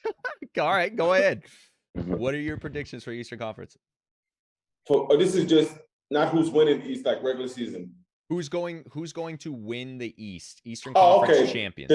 I got Brooklyn winning the East. Because Ron was giving his soliloquy about his rating for 8 playoff teams. I thought that's what we was doing. Because it's one thing I agree with him. I think the Bucks might win the East regular season number 1 seed again. I think they could, not again, but I think they could win that. But that has nothing to do, because, regular season to a team like Brooklyn, it is good and it does help them. But for the most part, like, even the Lakers might not come out first in the West. But when the playoffs, when you got your mental and you got to buckle down. So that's what I thought we were doing. But if it's going who's winning these, I'm going to go Brooklyn. Ron is so weird, though. Here he goes. It's like the weirdest thing. Like, stuff he says is just like contradiction over another contradiction. What was contradicting? Can I clarify something for you? No, you don't have to clarify nothing. I'm just asking you. I asked you a question before, and that's why I don't listen to your Bucks take anymore. I said when Kyrie was playing and the Bucks was down 2-0, who do you think would win at that point? You said Brooklyn. You and the other guy, Crazy Shot Josh, both yelled Brooklyn. Against who? Against me. Hold on, no. I said when who was down 0-2, I said when Bucks was down 2-0, I asked you a question. Who do you think was winning the series then? And you said you thought Brooklyn would win. No, please go find that clip. I'll go to my Instagram before the playoffs started and repost when I said Bucks in 6 versus anybody. It was a different show. It wasn't in that same show, I think. I never had Brooklyn. But what are you saying? You go to your Instagram and when you said before the playoffs started. Before the playoffs started, you didn't know they were down 2-0 versus Brooklyn Nets. I said Bucks in 6 versus anybody. That's not what I'm arguing. You could have said that. I said the Brooklyn Nets to win a championship before the playoffs started. What did Shaq do? While the game was going on, we talked about it after it happened. When Shaq heard, his ears perked up. He knows. He probably could write in the chat. I said, when the Brooklyn Nets were up 2-0, did you still feel the Bucks was winning that series? You said no. You and Crazy Shot Josh. Actually, I don't know if it was the same time, but I asked y'all both that same question. I didn't even know Crazy Shot Josh back then. What are we talking about? No, Ron, are you listening to me? Ron, are you listening to me, Ron? Are you sipping? I have Bucks and 6. I have Bucks. I never said you didn't. That means you're not listening to me. No, I hear you. This happened probably like a week or like 2 weeks or 3 weeks ago after it was over. Because you had the same take of saying, oh, Bucks this, Superman shirt this. But the Bucks were down 2-0. Injuries happened that helped the Bucks. I said when the Bucks were down 2-0 to Brooklyn, who did you think was winning? You said you thought they were done, they would lose. So why are you going so if the Brooklyn Nets is healthy, the Bucks lost a great asset in PJ Tucker. I don't know who they got coming back and who they signed. You think they're finna repeat? Yes. Seriously? Yes, and I think they go down 0-2 again and still win. All right. Yes. There you go. Yes. Got the Bucks and 6. Hey, Dell has a pretty good memory. I don't know how he be doing it, but he's an elephant, bro. He does not remember that. He's pulling stuff out his ass. I'm saying he has a history of remembering stuff, so it's like that happened. That 100% happened. That's why Crazy Crazy Shot. I said that. No, I did not. That's why he ain't come back up here since. All right, Del. So you got the Nets. If the Nets don't, who are your other two potential Eastern Conference champions? I can't say they will. Like I don't have them losing to no one. Barring no injury, I have them winning the NBA title against the Los Angeles Lakers. Or surprisingly, maybe this Golden State Warriors, depending on how Clay looks, in 5 games. Okay, well, let's say the Brooklyn Nets for some reason got shipped out of the NBA, and they're no longer in the NBA. You're gonna hate my pick. No, I'm not. I want to hear your next two. Who you think could be Eastern Conference champions? Come on, Miami Heat. Come on. That's what I'm talking about. Okay. Yeah, I love it. And then who? Yeah, don't do this.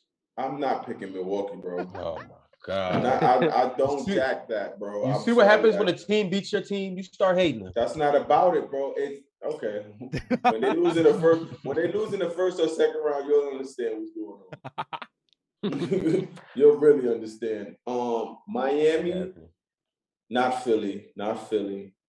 Then I might have to just say the Bucks, bro. If I'm thinking, because I'm not jacking the Hawks either. I'm sorry. Not like the Sixers, huh? Sixers, no. Boston? I'm gonna go New York Knicks, man. Stop playing. I'm gonna just pick the Knicks just off of GP. He's gonna be New York somehow, some way. Let's get it. We're gonna do that. I'm not picking Atlanta. I'm not going there. No. Move Luda. Not with it. No. Stay in New York. All right, King Money, Eastern Conference champion predictions again. They got ESPN's got the Nets, Bucks, Heat. Agree, disagree, changes that you might make. I'm a disagree. I got Bucks number 1. I got Nets number 2. I did have Philly number 3, but actually listen to all these guys talk and the Ben Simmons fiasco, I don't really think they're gonna really start the season off too good because that's a big problem. Like, you feel me? That's a major problem. He's causing all kind of havoc in the back room or the locker room, just like when James Harden did in the Rockets, he got up out of there. So I feel like in the same situation, I'm gonna be like Dale. He repping from his hometown. I'm repping for the Hawks, man. I'm gonna take them just to be a surprise pick. I'm throwing them in there, man. Because I feel like they did beat Philly last year, and I feel like they're going to beat them again this year. You know, I just feel like they're going to beat them again this year when it comes down to it because, like I said, Ben is a problem right now. He's causing all types of problems right now for that whole organization. So until they get rid of him and find out what they're going to do, I can't really go with Philly. But they was number 3 on my pick, but I'm going to go Hawks, man. Fire. Dub. Nah. I mean, I'm a fan. He's a fan. I ain't gonna come at him. I ain't gonna come at him for saying Atlanta. No, do you have it Miami over Philly though? At this point, probably so, because their team is deeper. And I feel like if Jimmy can become the superstar he can have the potential he can be, I can feel like He already they can give is. them a run for their money. He's already he's not really a superstar to me, Dub. I'm gonna be 100 with you. He's not really Come a on. He's superstar not. He's like not. that. Who? He's not, not. bro. Like Bro, I but don't feel honestly, like Miami Heat is scary though. They are they're very scary. They are. Just keep in are. mind that Jimmy Butler takes a back seat sometimes to let his teammates eat. It's Whatever not you want doubting to my say, mind. he's not a Come on. superstar. I don't care what you say or how you want to swing it. He's a superstar in my eyes, bro. Ron, do you think I he's mean, a that's superstar? cool, man. I wouldn't say Jimmy's a You think superstar. Tyler Hero's a superstar in your eyes? I wouldn't say Jimmy's a superstar, but I don't think we give enough credit to Bam Adebayo though, and what he brings to the table. Don't you dare call him. Do you think he's a superstar? No, I'm not calling him a superstar. I'm saying he doesn't get enough credit for what he does. That block on Jason Tatum, just things like that, you know. Yeah.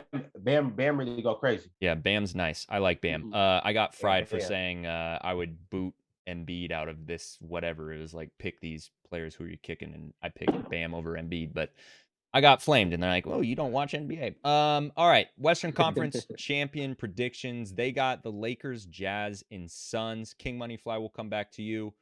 Thoughts on these? Is your list different? Just agree, disagree. It is way different. I still got Lakers number 1. I got Nuggets number 2, and even though I think Kawhi a little overrated. I'm probably gonna put the Clippers number 3, man. Probably when he come back and them boys be running, because the way they ended off the season, Paul George, he really took the name playoff plea and he put it on his back. You know, he came back, he was playing a little bit. So I'm looking at them probably gonna come back and, shake up a little bit. So, and I definitely don't got the Suns going back. I feel like Chris Paul blew his opportunity to win a ring, man. I don't think he's gonna get there ever again.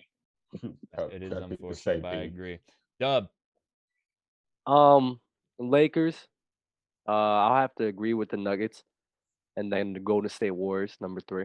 As long as Klay Thompson is Klay Thompson. Okay. You said Nuggets too? Nuggets is 2, yeah. Okay. And it goes to what Dell said last time on the East. Like, we talking about records, like, all right, probably not, but we talking about who has the best chances of making it out the West. I like those 3. Okay. Go ahead, Ron. We could just skip number 1. All right, Russell Westbrook for president. Oh my God. Now, number 2, I'm not buying Utah if it was on discount for free $99. Get that out of here. I'm not going for it. The Suns, I really think they overachieved, and I don't got them getting there. Chris Paul, you had a chance. Well, you didn't really have a chance. You got there. You wasn't gonna win it, but I mean, you got to your finals, but it's over for the Suns. Why did the Suns overachieve but not the Bucks? We said, how did they overachieve? I said, why? To you, the Suns overachieved, but the Bucks didn't. Because the Bucks were supposed to win. The Bucks did exactly what they were supposed to do. When the Bucks went and got Drew Holiday, and everybody better be lucky they didn't get Bogey. But when they went and got Drew Holiday, that put them in that championship contender category. The Suns were not in that tier. You the king of the bubble. You are King Bubble. The name in my phone is changed from LeBron to King Bubble. So okay. Why are you saying the Suns weren't in that category? Like, what? Who was first in the West during the regular season? Yeah, it was either the Suns or, like we said earlier, it was either the Suns or Utah, and I think it was Utah. It was Suns. It was Suns. They edged out the Jazz. Right, for number 1 seed. So that's not bad, right? You like this West. You think the West is pretty difficult. Yeah. So the number 1 seed got to the finals in the West and they overachieved. Yes. They beat. I think so. They beat what? They beat every team. Every team they faced was injured. I want him to say, and that's what I want him to say. Oh, my bad. I said. I was more so just gonna go on. Just basically, I just didn't think their roster was. The only thing you could say like that. They went in the King Bubble. In your bubble, they went undefeated. They did. Great bubble team. Undefeated. Without a CP. They had a player like CP. Everybody was raving. And no one said probably first seed, but everybody was like playoffs for sure. 3 or 4 seed. Injuries happened. They kept winning games. The same luck that happened in the West, it happened in the East. That's all I'm saying. They were still going to lose. That's what I keep trying to tell you. They were going to lose. Pencil. You change your point more than a pencil. Were going to lose. They were going to lose. Ron, you could predict the Nets was going to lose in 6 because that's your right and that's what you did. With the Nets, you answered this question already. I'm not going to go back and forth. I didn't because answer this question. And this is what happens when I debate with you and when I debate with Shaq. It's like my memory. 2 years ago, you were King Kawhi. I haven't heard you say Kawhi name in 10 months. Kawhi's injured. Oh, so that's what happened. He injured you going to the next person. Yo, if we would have talked last playoffs, I would have had a lot to say about Kawhi. He's injured right now. You're a bad guy. Why am I a bad guy? Yo, we're not even on Kawhi. Yo, we went from talking about the Suns to talking about the Bucks, and now we're talking about Kawhi. I brought Kawhi up because it's just how you go from left to right on your takes. Now Giannis is the king of the world. Yo, Giannis has been that dude. I've been rocking with Giannis since Jabari was over there. I've been rocking with the Bucks since all then. the conversations, and I still have them on my phone, the in-crowd, the chat on WhatsApp. I don't see you have your Giannis cape on like this. I just don't, and I'm sorry. So back when we were in Turkey, I was jacking Giannis. This new love and new energy, I don't like to talk about Turkey with you for what you did in Turkey. So we're not going to do that. I'm going to bring up Turkey when we were in the same vicinity, in the same space, because you dropped the ball and I'm not going to go there with you. We're not going to have that type of conversation. We're going to keep it this. So were bad. You were bad, and you were still bad. But I'm not going to do that Wild take, baby. All right, I'm just saying. I think the Suns overachieved, and I don't see them going back. Now, JD, I'm gonna give you my top 3. Obviously, I got the Lakers. Number 2, Klay is back. I think the Warriors will return back to form. Whether he comes back late or not, I got the Warriors number 2. And then number 3, I'm gonna go with the Nuggets. I'm gonna tell the Nuggets. Jack is in the chat saying, "Tell Dell LMAO about Turkey." Dell. Go Western Conference predictions. So again, ESPN said Lakers, Jazz, Suns. Who was your? I'm gonna go Lakers. I'm gonna pick Luka. Whoa! I'm gonna throw Luka in there, bro. I'm gonna throw Luka. You think they're gonna go to the finals? Maybe not. I just have the Lakers, but since I got to do this game, I like this. I got to do this game. Of course, you like it. I go Lakers, Luka, and I go Steph. I go them 3. I let them dangle. I'm pretty surprised all you guys are picking the Nuggets. Also, I'm like, it's kind of weird, but I guess I don't know why. I'm so confused about this Nuggets pick. I'm so confused. I don't have nobody else. Dale, so you got Luka over the Warriors? That's what you're saying? No, I have the Lakers outright winning, but to spice it up, this little debate, and Klay gets back in January, February. We don't know how he's going to look. So from right now today, without the uncertainty of play, I could take the Mavs as a better team than the Warriors. I could say that for sure. I could definitely say that. A healthy Klay in February, see how he looked February, March, I could change my stance. And Klay being injured leaves room for that. If you're telling me Klay is 100% tomorrow, I'm picking the Warriors in the Western Conference versus the Los Angeles Lakers. I've been saying that I might have said it way back, but that's just how I feel about them 2 light-skinned brothers, a.k.a. Dub and Light Out in the backcourt. Wait, repeat what you said. Hold on. That's deep. That's fire. All right, Del, I'm kicking it back to you for finals champion. Let's get it. ESPN has Nets, Lakers, Bucks. I have Nets, Lakers. All right. Unless you... Fair enough. Okay. Tough. I got Nets, Lakers, Miami. Ooh, King Money Fly. I got Lakers, Bucks, Nets. All right, Ron. King Money Fly took the words right out of my mouth. Lakers, in 7 over the Bucks. Fire. Bucks in 6 over the Nets. All right, chat. We're going on to the next topic, but I gotta make sure that I plug the Clubhouse because, guys, these guys up here are actually at almost all the clubhouses. So if you want your opportunity to debate some of the people up here, King Money Fly is always in there. Laron, the gatekeeper, he's in there. Dub is always in there. He's running the show. And then Dell might make a celebrity appearance here and there and make you want to throw your phone in the lake. So make sure that you go to the Players Choice Clubhouse. If you're listening to this or watching on YouTube or Spotify audio platforms, there's a link in the bio. If you're here right now, live on Twitch, !Clubhouse. Click the link. All right, headlines, so you know what it is. Care or don't care. The first one I got on the list, Eric Gordon is open to a trade from the Rockets, but hasn't asked the team for a trade yet. Fair enough. Shai Gilgeous-Alexander says, and I can never get his first name right, I'm the Black Steve Nash. Okay. I just want to know, we don't have to discuss this, but is he the Black Steve Nash? I don't know anything about his game. I'm not going to lie. No, I don't. I'm What, not. yo? I'm going to watch him this year, though. Go ahead, King. Go ahead, King. I don't know what he was thinking when he said that comment, man. Like, he good on offense, but I don't see him facilitating a team better than Nash. He don't get enough assists, you know what I'm saying? So I don't know what he was on when he made that comment. I read that in the doc. I was like, I just shook my head like I did when you just brought it up. I don't know what he's on, man. I want to know what made him say that though. Like what? Right. What at a because I mean, is that like his idol? Is that somebody who really looks up to? Like, what makes you just come out and say, "Hey, I'm the Black Steve Nash"? That's true. I think he on whatever you on, LeBron.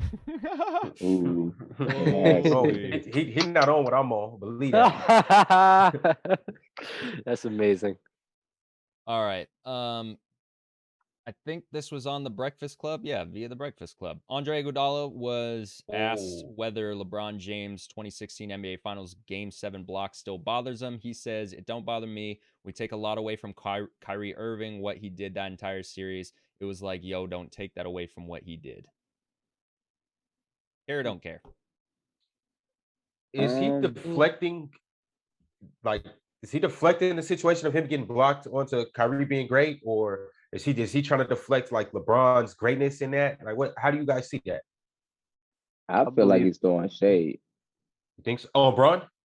Yeah, I think he's throwing a little shade, man. Because you gotta understand, when the block had happened, nobody was scoring, right? So I kind of feel like if he would have got that shot up, they probably would have lost that game because they was at home. The momentum would have switched. Then you have to foul them, which they are a great free throw shooting team. So I feel like if he would have got that shot off, the Warriors probably would have been champions to me. So I feel like he's a little salty because everybody keep talking about the iconic block, you know what I'm saying, versus the shot. The shot was great too, not taking no credit from Kyrie, but it wouldn't have been no shot if it wouldn't have been no block. So, you know, I just feel like he's throwing a little shade, just a little bit. All right. Fair enough. We'll move it along. Paul George and John Wall. Wait, were you? Wait. I was gonna say something. I don't think he's throwing shade at all. He's just saying what's on his mind. I mean, I don't think he's throwing shade at all. You know, he said that he doesn't think about it as an NBA player. You don't think about things like that. Things like that has happened, and he gave credit where credit due. Kyrie played great on that throughout that 3-1 comeback stretch, and he gave it credit where credit is due. They didn't have an answer for Kyrie at all. He was the X factor. Because they didn't have an answer for LeBron at all. But I mean, Kyrie was also a very important role in winning that championship and coming back from 3-1. I mean, he hit the shot. Nobody was undoubtedly balling. Nobody was going to him. And I'm fine with him taking the shots. I was more fine with him taking the shot than LeBron. Yeah, I repeat the Iggy stuff again. I'm still trying to unpack it. I gotta hear it all the time. You want to hear what he said? What Iggy said, and then the question, right? He said, "It don't bother me. We take a lot away from Kyrie Irving. What he did that entire series, it was like, yo, don't take away from what he did." That was in regards to the block, the LeBron block. Okay. It's weird. Braun is already seeing this as shade, but I understand why it is. It's nothing but shade. Not the whole thing, but it's shade only because he brought Kyrie name up. They didn't. The actual question, do you still get mad about the block? And he brought up, but I get what he's basically saying, yo, honestly, the block is not the biggest play of that series. That 3 was. So if y'all should be asking me if I'm mad about anything, it should be about the 3 and not the block. So in a way, that's like shade. You see what I'm saying? Like that's like, nah, but we just want to know about the block. The block got you tight, you got your shit punched. Like you mad? Basically, I just don't think it's shade because I mean, let's keep it real. What's more important, a shot or a block? Maybe the ball handling and crossover, Dub. What do you think? I love the crossover. You already know that. So like, let's keep it real though. Like the anticipation. Let's take. Yo, don't get me started. Don't get me started, Jay. But let's keep it real though. Like, what's more important, a block or a shot? Bro, block happened before the shot. Without the block, no, don't give me that. Don't give me that. Bro, really, in basketball, what's more important, a block or a shot? You're asking, in essence, what you're asking is a made shot or a missed shot more important. That's what you're asking. No, what's more important? Somebody getting a making block a bucket or not getting a bucket is what you're in essence getting at. Oh, yeah. That's basically what I'm saying. Yeah. So they're both equally important because the game is offense and defense. So what are you saying? What's more important? You have to answer my question. What's more important? Bro, you think it's the same? You really think it's the same? Yo, tell Shaq stop playing with me right now. Wait, y'all really think that somebody getting a block is more important than somebody making a clutch shot? If it's a clutch stop. What was the last shot? What came last? The shot or the block? The shot, right? So therefore, the shot is way more important because that's what sealed the game. Yeah, everyone loves saying. I feel as if LeBron. No. I feel as if Kyrie did the block and LeBron made the shot, y'all would ride on LeBron making that shot and disregard Kyrie having that block. No, like it's just having bias. It's having bias. Dub, hold on. Let's go with your logic. Let's say the last possession of the game was a game-winning, not winning, but to prevent the other team from winning, somebody got their shit punched against the backboard to save a bucket. All right, Bam Adebayo's block. You know what? Yeah, we'll go with that. Bam Adebayo's block. That was way more important. So that came last, right? That came last. It was a game-winning block. It was a game-winning block. Yes, Kyrie hit a game-winning shot. So how isn't that more important than a block that happened 2 or 3 minutes before? Like people love saying that the block was more important, and I feel as if LeBron didn't make the block, y'all wouldn't like. That's the reason why you guys are saying that because LeBron did the block. No, I'm not the biggest Braun thing, but the block was as important as the shot. It was equally as because the block sets up it sets everything up. It flows. It's a little shade because they asked you about the block he brought up. Put it this way. I think it's equal. If they say, yo, how mad are you about Kyrie's shot? He wouldn't go and bring up LeBron's block. He would just answer that question. You see what I'm saying? Yeah, I see what you mean by that. So that is why it's like it has to be some shade because of that. Because both of the block, that's a momentum changer, and that's what it did. And LeBron, he led that up. He led that up to that. So you got to give him credit for that easily. So Iggy don't even seem like a hater or a shakeout, but that was a little shade. That's discrediting Braun for sure. And you know what? That's where I'm going off because to me, I never seen Andre get down like that. Exactly, but that's shade for sure. That's shade for sure. So really quick, but what's more? I want to get back to someone in the chat had asked this a while ago. Pretty Girl Renee said, "Do y'all think about older games that y'all lost?" She was talking to Dell and Shaq specifically. With all the games we lost. Like older games, do you ever like look back on like, damn, like that loss really hurt, or like you just 100%. Yeah, 100 games from college, still games from when I was in Turkey, games from Italy, games from Greece, 100%. because it's some big games that you never know what could happen in that game and catapult your career. Right. It's for sure. Right. Dub, did you A want game? Hold on. A game I lost to Shaq in Turkey. Shaq team in Turkey was a bonus game. Shaq then beat us by like 4 or 5 points. Got the bonus money, and Shaq then went out and did all numbers what they did. I was tight that day. Got on the bus and left. Mad as hell. Still thinking about that game as well. Dub, were you gonna ask a question? Oh no. I'm gonna just let it. I'm gonna just let it die. I'm gonna just let that little combo die. We got a lot of topics to get into. All right. Paul George and John Wall were recently chilling together in LA. Is this a sign of future things to come, or is this just rumors? Gossip being gossip. Gossip. Cool. I don't know. I think John Wall is on a ship either to the East Coast or to the West Coast. He's either going to Philly or I think he's going to the Clippers. And so that's obvious. I don't think that's the reason why they was hanging out together. I think they was hanging out together because they was hanging out together. But I do think the Clippers are actively pursuing John Wall. Word. I don't know that we need to necessarily discuss much of this, but I think this is pretty dope. Clippers recently unveiled their new $1.8 billion Inglewood Arena called the Intuit Dome, set for 2024-25. That'll be nice that they finally get to go play their own arena. Isaiah Thomas will work out for the Warriors next week. Care or don't care. It's a great pickup. That's not bad for them. Amazing Good fit. pickup. Yeah. Fire. 6 man. That's tough. Without a doubt. Pat Beverly. I love Pat Beverly. Oh, man. He recently said, I've made the playoffs every year since I've been in the NBA, and I don't expect that to change. He's ridiculous. He just knows that he won't be on the Timberwolves. That's why he said that. Where is he going? Who knows? He knows. Because there's no way you're making the playoffs with them Timberwolves. I don't care what you're talking about. It's not happening. Oh, man. All right. Chicago proclaims September 16th as Candace Parker Day. That's fire. I didn't know that. Yeah, that's dope. Why did they do that? What'd she do? She retiring?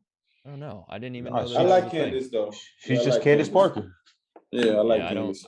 I don't really have an article in front of me, but thank you, Bleacher Report. That's dope. Richard Jefferson. This is him on Vince Carter. I've never seen anything like Vince Carter. I was fortunate enough to play with LeBron, but there was nothing that I have ever seen this man not be able to do. Left-hand finishes, left-hand dunks, 360 layups, handle it like a point guard. To me, he is the most talented player I have ever seen in my life. Agree? Disagree? Who's he talking about? He was talking about VC. Richard Jefferson said all about VC? Yeah. Oh. I actually made a TikTok about this because he put him above LeBron, and it's like you want to like talk about like the scoring and the way he scores and everything. Okay, I can finish. I have a crazy hot take, but I'm not gonna do it. We're gonna get canceled. Nah, you should say it. You should definitely say it. I think he's a little bit tripping with that. No, we'll get canceled if I say this for sure. I'll tell okay, moving it along. All right. I'll tell this story in Telegram. We're going to get past 8. We're going to skip to 9 here. So Shaq recently made comments, I think, about LeBron James passing Kareem in total career points scored. And he said something along the lines of, if you don't consider him to be the GOAT after he surpasses Kareem, I don't know what GOAT is. So curious to hear your thoughts on those remarks. Does that make him the unanimous GOAT or not, or just opinions on that statement? We'll start with you, Laurent. No. So you disagree with if he passes Kareem, shouldn't just unanimously be the GOAT? No. How does that okay? You eclipse Kareem in scoring. All right. What else? So you're taking this personally because it's Kareem. No, I think Kareem is undoubtedly the GOAT. LeBron got to win a couple more championships to get in there. He got to do a little bit more, and it's not just the scoring title does help, and that really, I mean, that's major. I mean, you scored the most points ever in NBA. Obviously, you know, really with that, Braun moves up a couple spots in my top 10, but he doesn't surpass Kareem. Okay, hypothetical. LeBron is the leading scorer in NBA history, and he wins one more ring. I mean, I do got him winning this year. I do got him. You know what? Just check back in with me in about Okay, we'll ask you at the end of the about season. 10 months. All right, Dub. Yeah, check back in. If you're gonna say what you said, I think the only way I will put him above MJ is if he beats the Brooklyn Nets. If he beats the Brooklyn Nets, I think I'll put him above him. But I don't care. I don't care how many points he scores in his career. Doesn't move him up in your eyes. No, All I right. like judge. I like judging. I like judging people's peaks. That's just peak. All right, King. This is very interesting because I said this before. That's one of the things I need Bron to do for him to be the GOAT to me, because everybody don't win rings, and he got rings, he got MVPs. So for him to catch Kareem in points, and everybody say he got no skills, and some of these Clubhouse takes, TikTok takes, oh, he can't shoot, he's not a scorer or whatever. But for him to catch Kareem with 40,000, because Kareem don't have 40,000, so that's like an extra 2,000 over Kareem. I just feel like that's going to be a good stat for anybody to even break again. You know what I'm saying? It's going to probably be a little while before we see somebody to even get up there. You know what I'm saying? Like even KD, he's at like 23,000 and he's 32. Personally, I don't even have KD cracking probably the top 5 of all time scoring list. Just me personally. I know I'll probably get killed for it, but that's just me personally. I don't see him cracking the top 5 for all time scoring list. So, and if Bron do that, and then if he get a ring this year, especially with Russell, I feel like all the slander people give Russell, they're gonna have to throw that out the window for me, saying he can't play with nobody, stuff like that. So, Dale. Does he become the GOAT? No, it'd be dope. I like some of the point he just says, but he won't become the GOAT. He won't become the GOAT because even the dude that's leading the NBA now, Green, he's not even the GOAT to me. So the scoring won't really matter. I think Bron has cemented himself as bona fide top 5 ever. Some people top 2, top 3. But him getting scoring will be dope because it's crazy. It's like he said, like Bron scores and I still don't consider him a scorer. So that's so dope to me that something comes to you. So like you just find a way to will something, you know what I'm saying? But no, it'd be dope. Like, and I would love to see it be broken. Like, I'm not gonna lie to you, I would love to see it be broken. I want to say Dove had said something I wanted to respond to, but I had to let somebody finish. And I hate that I forgot it, but it was like damn, Dove, what did you just say? I said that if he beats the Brooklyn Nets. If he beats the Brooklyn Nets. Yes, you said if he beats the Brooklyn Nets, he'll probably be a GOAT. And you love judging people on their peaks. Yeah. Right. Yeah. That's what I want to respond to. 2011 was LeBron's peak. No, LeBron's peak started probably, I say 2007. 2008, that's when it started. Oh, that's when it started. So 2011 was also his peak. Yeah. So how many peaks does MF have? So LeBron, his peak has lasted. Yeah, LeBron. His peak has lasted. I don't know if LeBron got an endless peak. It's just my thing, like for his peak, like his peak lasted that long, and it's like 4 rings. It's like, come on. Understandably so. So how could you say he's the GOAT because he beat the Nets, but you won't look him the same for 2011 losing to Dallas in the way he played so badly? No, that's the main reason why. That's the main reason why he's not. I don't put him above MJ or even Kobe because of that series. So being the Brooklyn Nets will dissolve that to you. Yeah, because Kyrie, I'm just asking. Because Kyrie, James, the challenge, and KD. Versus LeBron, AD, Russ, it's not. But this is their first time playing with each other, and they're less fluid with playing with each other. Brooklyn didn't even play with each other yet as well, but I get your point. I just want to ask you about that. Oh, I got you. Yeah. Hey, do you guys know what's LeBron's trajectory right now? Like how far away is he from getting that? Is he a couple seasons? Is he, how many? He got to average. He got to score 18 for the next 2 seasons. 18. Oh, damn. Ooh. Nah, Kareem might he as well probably just go. hand that over. I Kareem think might he's- as well just come I up think off he's of gonna that. beat it. I think he's definitely gonna beat it. Dang. Okay. All right. It is draft time. We're gonna do international players only. Shaq, do you want to pick the order, bro? He's still in here arguing with people in the chat. We're gonna do 5 players plus a 6-man. So we're drafting 6 players today. Just international, correct? International players only. That's Who's wrong. the order? I'm waiting on Shaq. He's I probably love gonna the write chat, and I will always be in it from now on. it.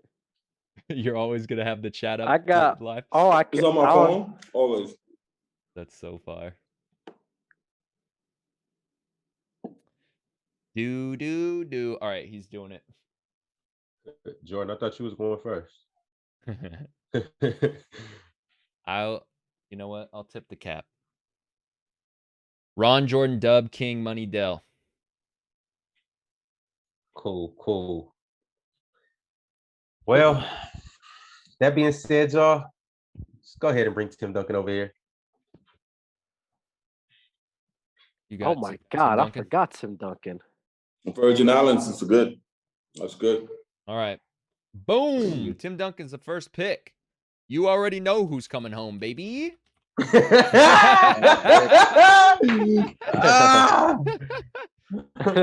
funny. I'm gonna pick Hakeem.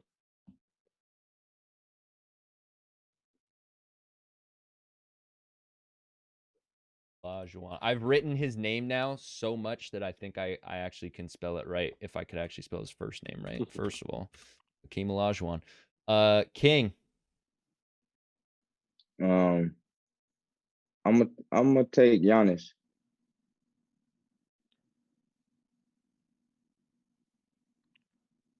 Hold on. Got your camera all. Why? Hold on. Dell, you can at least give me your players. Hold on a second. 1 second. I just have to figure out where this person was international, meaning born outside the United States, right? Okay. Oh, okay. Give me a second. 1 second. I think it. Okay. I just wanted to see something. First I'm gonna take. I get 2, right? Yep. First I'm gonna take Yao Ming. That's a good pick. Okay. Undoubtedly. And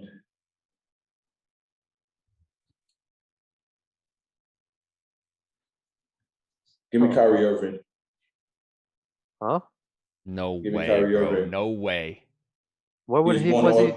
He was born in Australia. No way. Does Kyrie? We could do this all you want. You said outside the United States. I don't give it to him. International players. But he plays for USA. Kyrie's He discredited. didn't take his Australian passport. That's why I asked you. If the rules is he was born outside, if you could void it if you want, that's why I asked you the rules. You know I don't go through the back and forth. All right. It's subjective to it's your. I know he was born in Australia. All I know is no one's gonna know that in bro. TikTok is gonna go nuts. They're gonna be so mad. But okay, they can't blame me for my knowledge. No, you're good. I mean, that's tough. I don't know how to. That's tough. I don't know how to like establish the rules for this. You said outside. That's why I asked you. I said you said just born outside. That's international. Australian that's international. That's tough. That's tough. Right. I could change it if you want. Though. You got it. You got it. No, I'm fine with that. I feel like you're gonna pick. No, you're good. Okay, King. I'm gonna take Jokic. Take the Joker.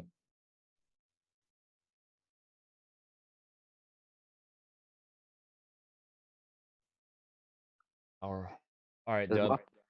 Luka. Luka's gone.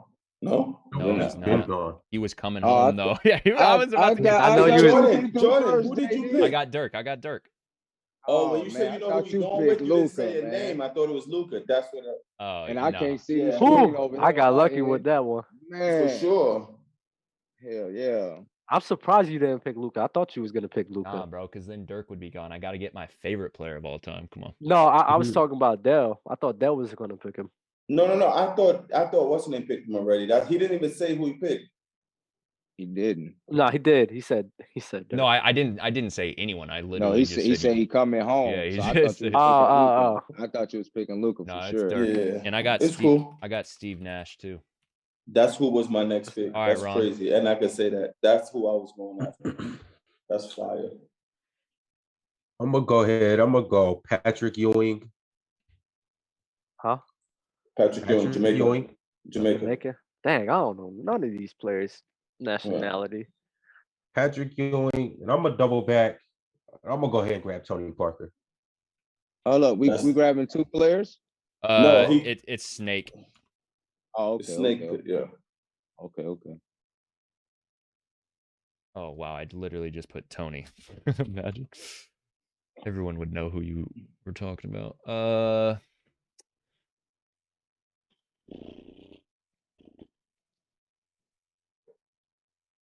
do I want to go here, bro? This is tough. I might. By time it's my turn, everybody got my picks. Let's do it right now. Yeah, I'm gonna do it right now. I'm gonna take Embiid at my 5, so I got 4, 5, 1. All right, Dub. It's like I can only think of one person right now, and that's I can only think of one person. Just give me Manu Ginobili. That's a big pick. Yeah, that's fire. Shit.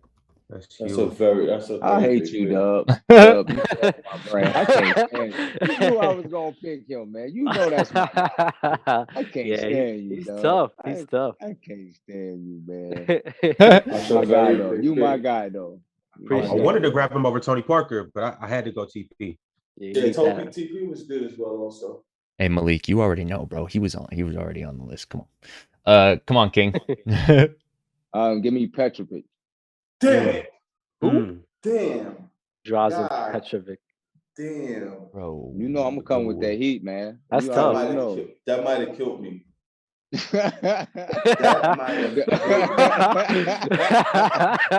That was, I didn't think no one was going after. Yo, y'all gotta Drazen stop Petrovic. making me laugh, bro. I got over this cold and I still have the That cold. might have killed me, bro.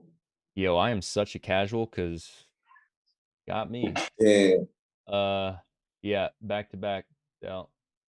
Yeah, I had both of my 2 picks. Oh my God. So I got Yao and Kyrie. This is tough, bro. And B gone. This is just bad business. Never picking him. He's still going to be there.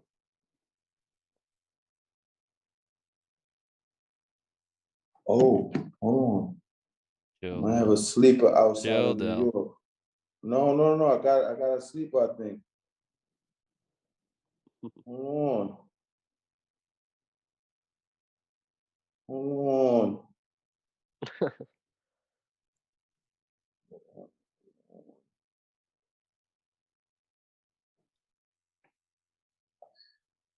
No. He wasn't. No, My that team don't is so count. fire. Love your team. I could put this player at the 4. I'm gonna take Powell. Nice. Ah, That's wow. nice.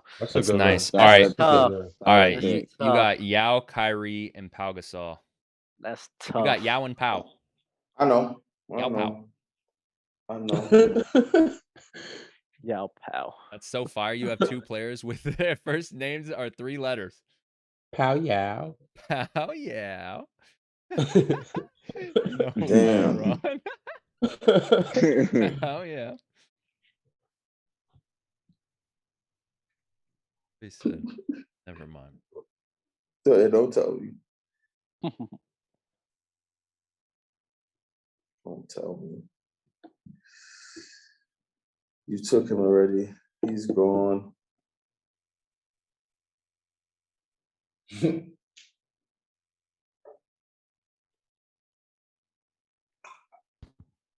I hope This nobody. sucks. This sucks, bro. I hope nobody picks the players. I'm thinking of this player. He just went, but that's nasty. My team is nasty. You know what's fire with this draft is way more NBA minorities get picked. Yes. Yes. This dude took besides Nash, Hakeem. and then my man took Petrovic. Bro, that's killed me. I want to skip my turn. That's how nasty this is. I got picks, but I don't. That last pick is hard. We still on there? Yeah. Yeah, and he ain't gonna do nothing. Like, he ain't even a big name like that. I don't even want him. My team is so bad, bro. Somebody said add a timer next time we do a draft. That's not a bad idea. Tell them go to sleep if they tired. Oh, man. Shaq did me dirty making me go last, too. Damn. What do you have? Kyrie, I'll put a timer right here. You need a shooting guard and a small forward. I could I give have you a small forward, but I don't want him, bro. I need a big bang, bro. I need a, go get that bucket. All right, I'm going to go this person as my 3. Yeah, JD, you know. No, write his name, JD. No, you can't do that. You can't do Write his that. name. No. Write his name. Write his name, bro. No. Is he about to say who I think he's about to say? P.S. Of course. Bro. He was coming home. That's the bro. I have nothing, bro. I have nothing. Just write his name. That's a good pick though. Hey, Dio, that low key makes your team elite. Give me Stojakovic, man. Kyrie, Give me Stojakovic, man. Give me Stojakovic. All right, King. He was coming home. Give me Turkoglu. I didn't want to pick him. Turkoglu, that's tough too. Bro, how do I spell this? Turkoglu.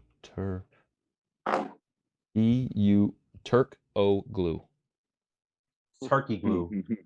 Heat stroke glue. Turkey glue. Heat stroke.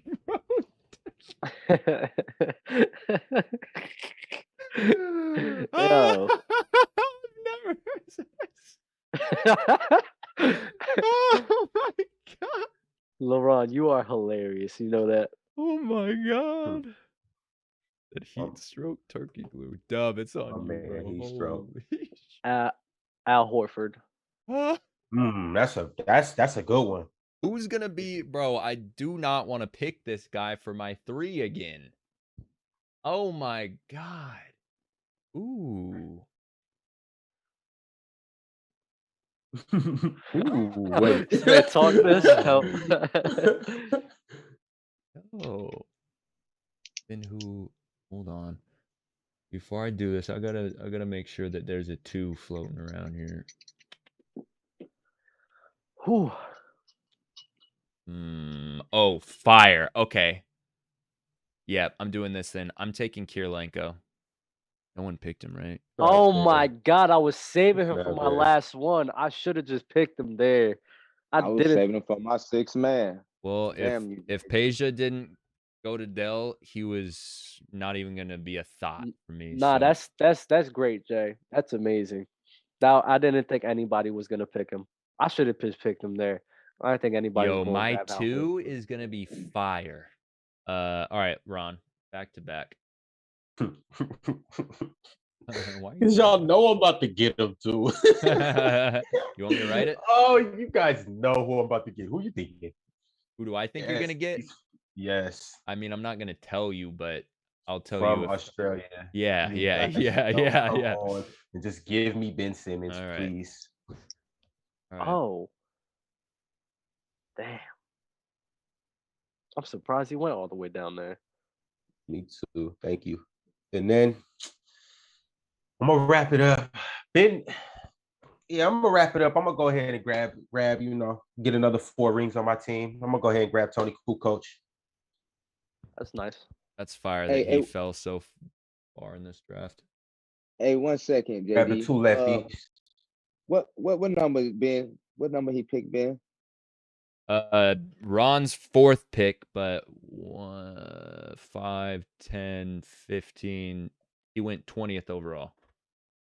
So you was mad at me for making him go 9 in the NBA and he go 20. Yo, wait. This is way different. That's that draft. This is all time greats. I'm just saying. You was on my head about Ben. He went 20. I hear you. So I'm surprised he failed to me though. Got Luka, Hakeem, Al Horford. Yo, do I just So do good. this as my just have a 2? Bro, that's crazy. He's huge. Oh my He could play god. a 2 too. Oh my god. I can't believe nobody's picking this guy. Who is it? I can't even grab him though. Because it's still on me. I could reverse. No, Hold up, wait, it's not. wait. You went Yeah. Ben and Tony. You Yeah. can't do What anything. you talking about? Yo, son, I should have just picked him. You still got a 6-man? I don't. Nah, I got. I'm gonna pick a different 6-man. I like this 6-man better. Who you rocking with, JD? King, you. I'm about to take Bogdanovich. Bojan Bogdanovich. who you picked up? It's my turn. I can't even I'm about to fit his name in here.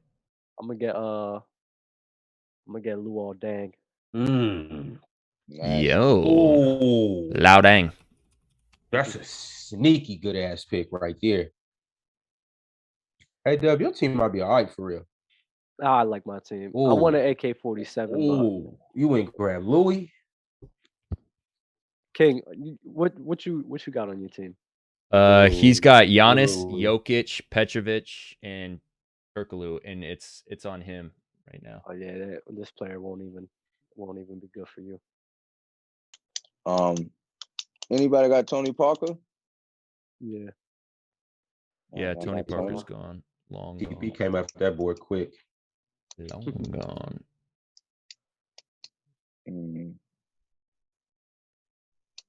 What was your first pick? I had to grab Tim Duncan. Oh yeah, that's fire. He's like a wild card, but I'm gonna go Marko Juric for my point guard. Used to play for the Clippers. Oh, Marko Jaric. Yeah. All right, Marko Del. Jaric had a couple good years where he was balling. Del, you got your 5th and then your 6th man.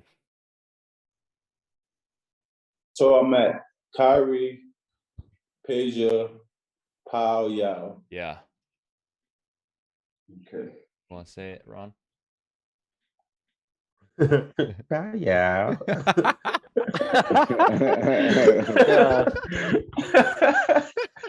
Y'all need to put that on a merch. For real.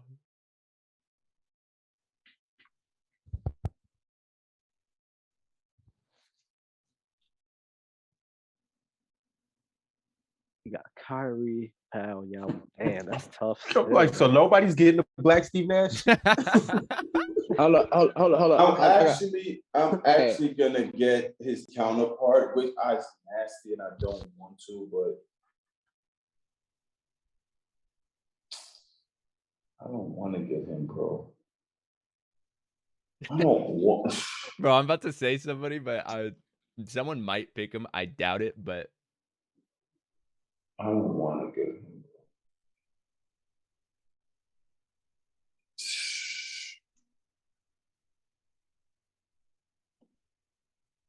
Can I pick my 6-man first? sure. Oh, it doesn't even yeah, matter. your bet Yeah. doesn't matter. Mm-hmm. Yeah. I got bigs. Yo, Jordan, your team is really European, like all the way. Yeah. Aside from Joel, your team is straight from Europe. Well, I actually, want Nash to too. put Sabonis on the bench. The dad. Yep. Oh, the dad. That was Arvidas. tough. That's nice. That's nice. Tough. Yeah. I'm gonna go. That was I my like 6-man Arvidas. too. Damn.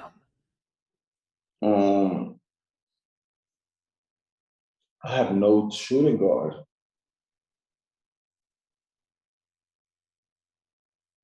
I got one in mind. I got a fire one for you, and I almost want to get him, but I feel like that will, like, everyone will just, no one's picking my team. It's only one shooting guard, and this is who he is to me. I feel if I put him there and slide Kyrie over to the shooting guard, it just messes up my team so much. Shaq is in his chat with bunkers talking about the Black Steve Nash. Oh man, why would he say that? Shay's not a bad 6-man though. I'm gonna make y'all go crazy with mine though. Give me Jamal Murray. That's not a bad look. It's really not. You're taking Jamal Murray. Yeah, man. That's not bad. I don't think that's a bad look at all. Put him at my All right, whatever. King, who's your 6th man? All right. So since Dale picked Kyrie, y'all said as long as they born outside the U.S., right? Yeah. Don't matter if he play on a U.S. team or not, right? Nope. Are you gonna say? Bro, y'all finna hate me. Give me Kobe Bryant. Yeah, he was born in Philly. He was born in Philly. Was he? He was for sure he was. I know that for a fact. I thought he was born in Italy. Nah, he left. He was born in Philadelphia, PA. I knew that. That would have been my first pick. Oh man. Yeah. All right, I don't think anyone would have let that slide that far. Whew. All right. And I'm looking and I'm looking for a 2-man. Come on, I picked Jamal Murray. Hey, you talk about a knockout in the late rounds. Give him in a the last round. Give him a demerit. Nah, man. All right. I'm gonna take Tony Kukoc off my bench, man.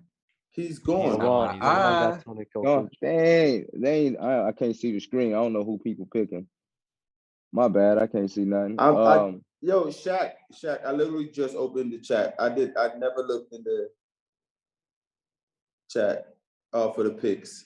He said they'll just stole chat picks. Bro, also chat's literally throwing out so many picks. So like, yo, and Shaq said the same thing about me. That's just salty. Give me Dylan Shrimp. He's from Germany. That's all right. That's all right there. That's nice. I don't know if I should go big or just let right, left, right, left. I'm gonna right, like the left. twin. That left shrimp. I'm gonna like the Twin Towers a little bit. I think I'm gonna like that. Let me get Kristaps Porzingis. It's a good one. That's okay as well. I had him. I'm gonna take. Let me make sure he's not up here, but I don't think he is.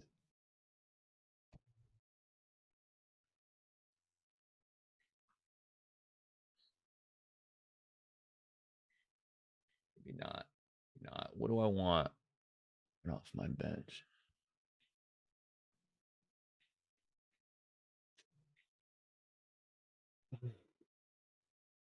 I got him.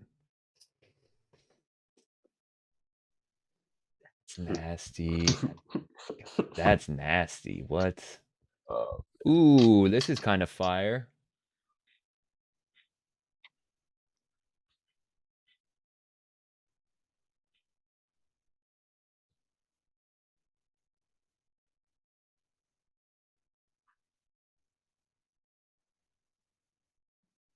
So, Goran Dragic.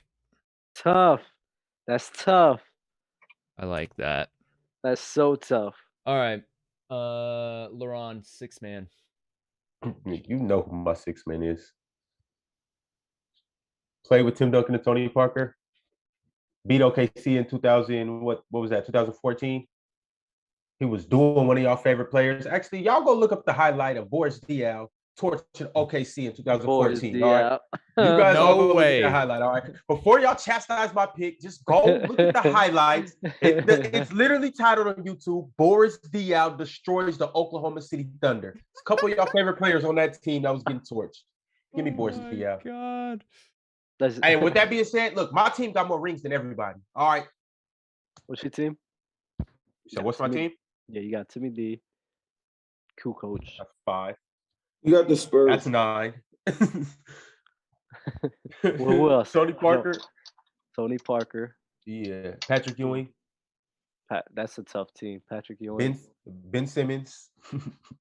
Yeah, that's where you lost me. That messed it up. Why? Bro, LeRon, Why did that mess it up? your drafts are always so troll. It's fire. What is a troll about me grabbing Ben Simmons? Grabbing Ben Simmons.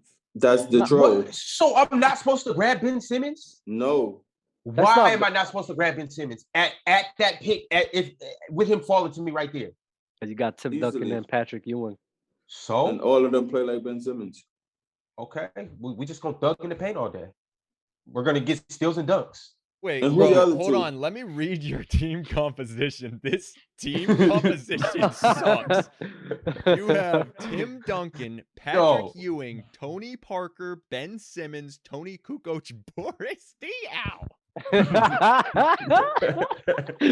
what? Literally, the floor is so small when your team is on the court. They literally just pack it in like sardines. I think they might have to put Boris Diaw in. They might just stick 2 players, like literally just play 2-on-5.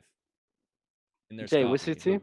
It's all in the key. I got Dirk, Steve Nash, Joel Embiid, Andre Kirilenko, Bojan Bogdanovic, and Goran Dragic. That AK-47 pick was amazing. Dub, you're crushing the poll right now, by the way. Your team is pretty fire. That Luka, Hakeem, and Ginobili. I mean, that's hard. That's just tough right there. I'm surprised they all fell to me. No, I'm surprised you ain't pick Luka. I really thought, and then he was going to be the only one to pick Kyrie too.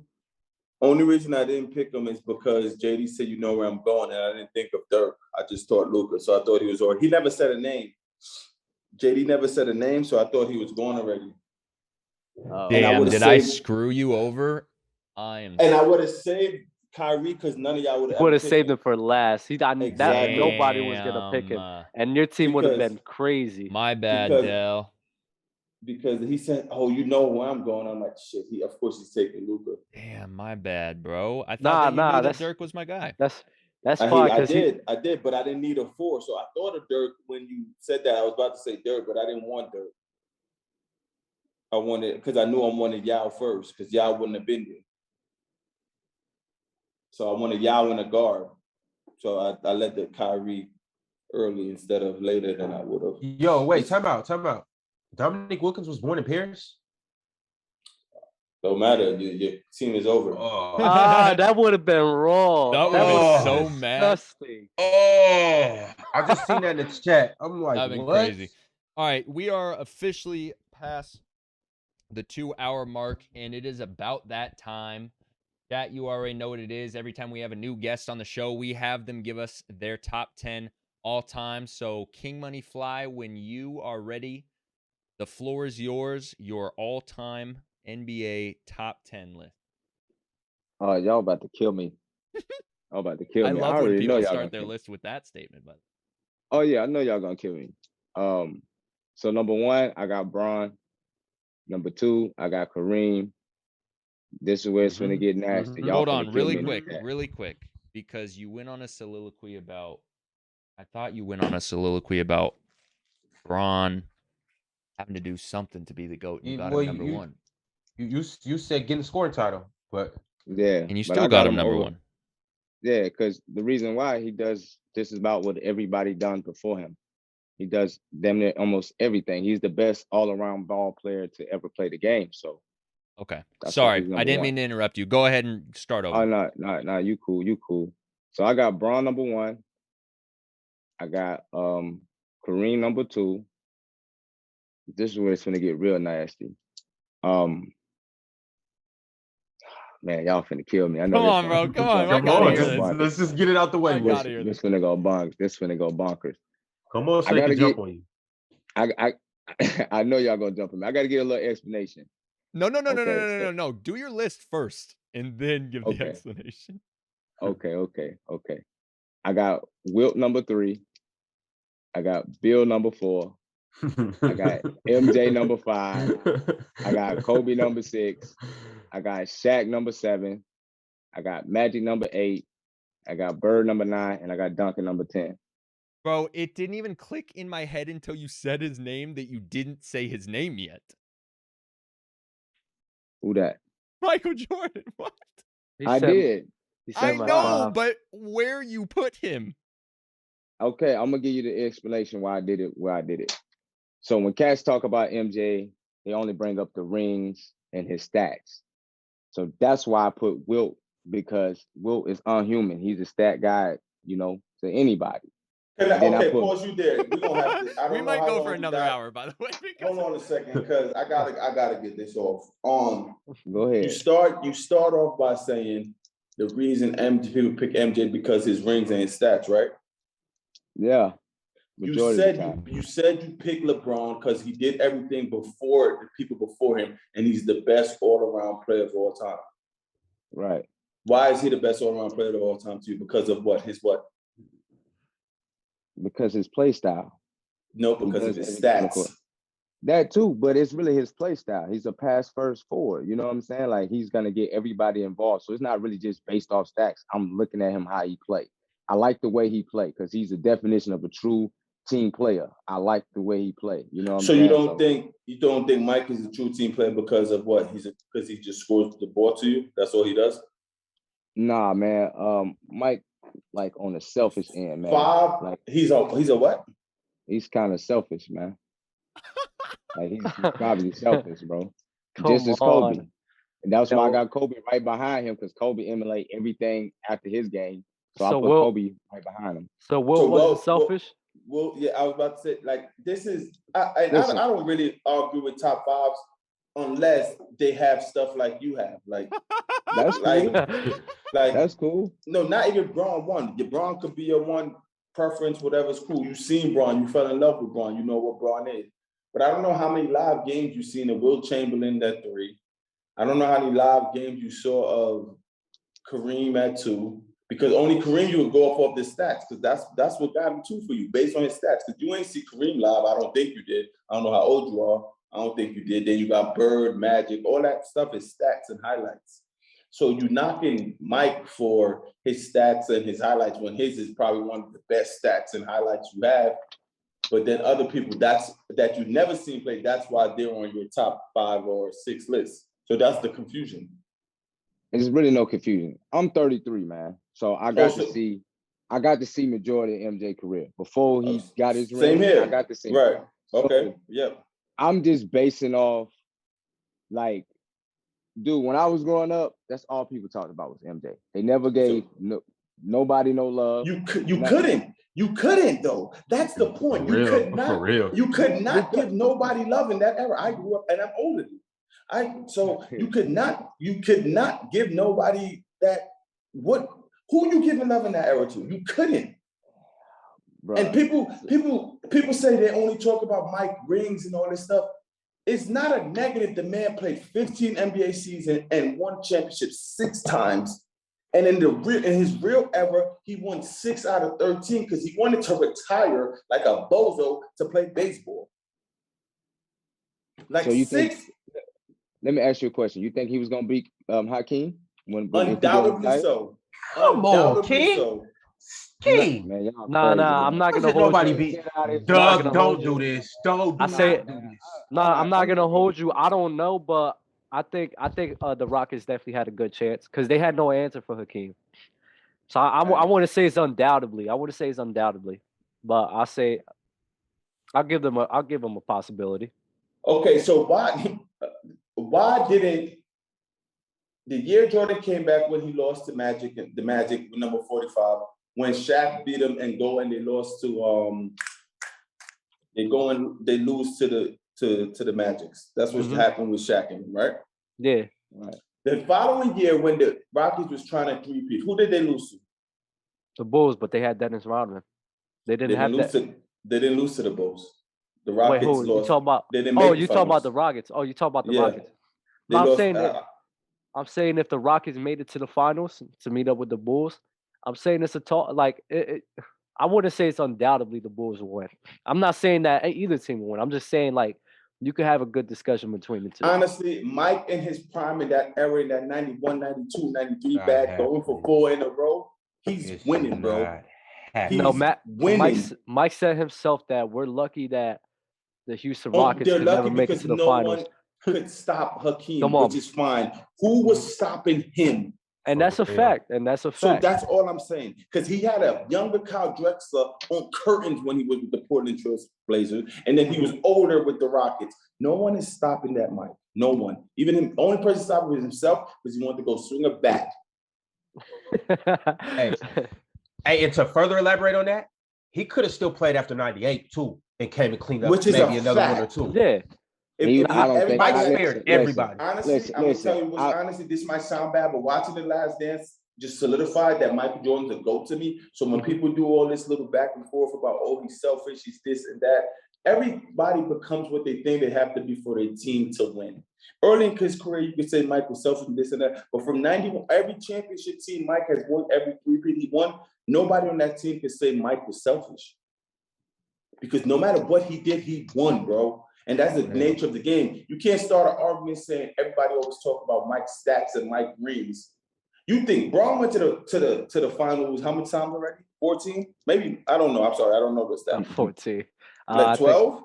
Like 10 to 12. 4 to 10? 10 to 12, right? Yeah. You think Braun would, people say, yeah, but how many times Braun? They people say Braun went to finals more times than Mike. You think Braun would rather those L's or just 6 chips right now? For real. Braun is killing himself over some of those losses that he took. He would rather be in 6-0, never making it to a game 7, closing everybody out. You only taking, I'm in the chip, I'm coming to take everything before game 7. They say, oh, Mike would never do this in a game 7. Of course not, because he can't. He's never been there. For real. Go ahead. OG the Beast says 94 we win, 95 we lose. We ain't beating Hakeem and Drexler. That's tough. And that's not a bad take. Hakeem was that dude. And then another thing, y'all think he would have won after 98? I don't think he would have won another ring after 98. Well, I don't know. I don't know about that, but I just know they would have been motivated to try. He would have been motivated. He would have dragged them along and try again. Maybe they would have lost. Maybe, but they just came off a 3. I'm not going to just undoubtedly say they was going to lose. I'm going to tell you why they're going to lose. Tim Duncan won his first one after he left, and the Lakers went on a 3-peat. It was a lockout year, bro, which probably would have helped them. And Phil Jackson went to the Lakers to get the 3-peat. But it was a lockout year, bro. It was a lockout year. They played 50 games. That would have helped Mike and them resting at all that time. It probably would have helped them, bro. That's all I'm saying. It probably would have helped them. And you know who went to the final? And you know who went to the finals in the East? Tim Duncan that year? The Knicks, my Knicks. There was the 8th seed, first ever 8th seed to go to the final. Sorry, Dub. Allen Houston, Florida against Miami. Take that. Come on, let's do it. And it could all flow out. He got Dub out of here. Then in the second round, the Knicks swept Atlanta off 4-0. And that's crazy. Look at the panel. Dub the Knicks got both of y'all squads. Listen. And to get to the chip, they beat the Indiana Pacers. Shaq. 4-2. So let's just talk about it.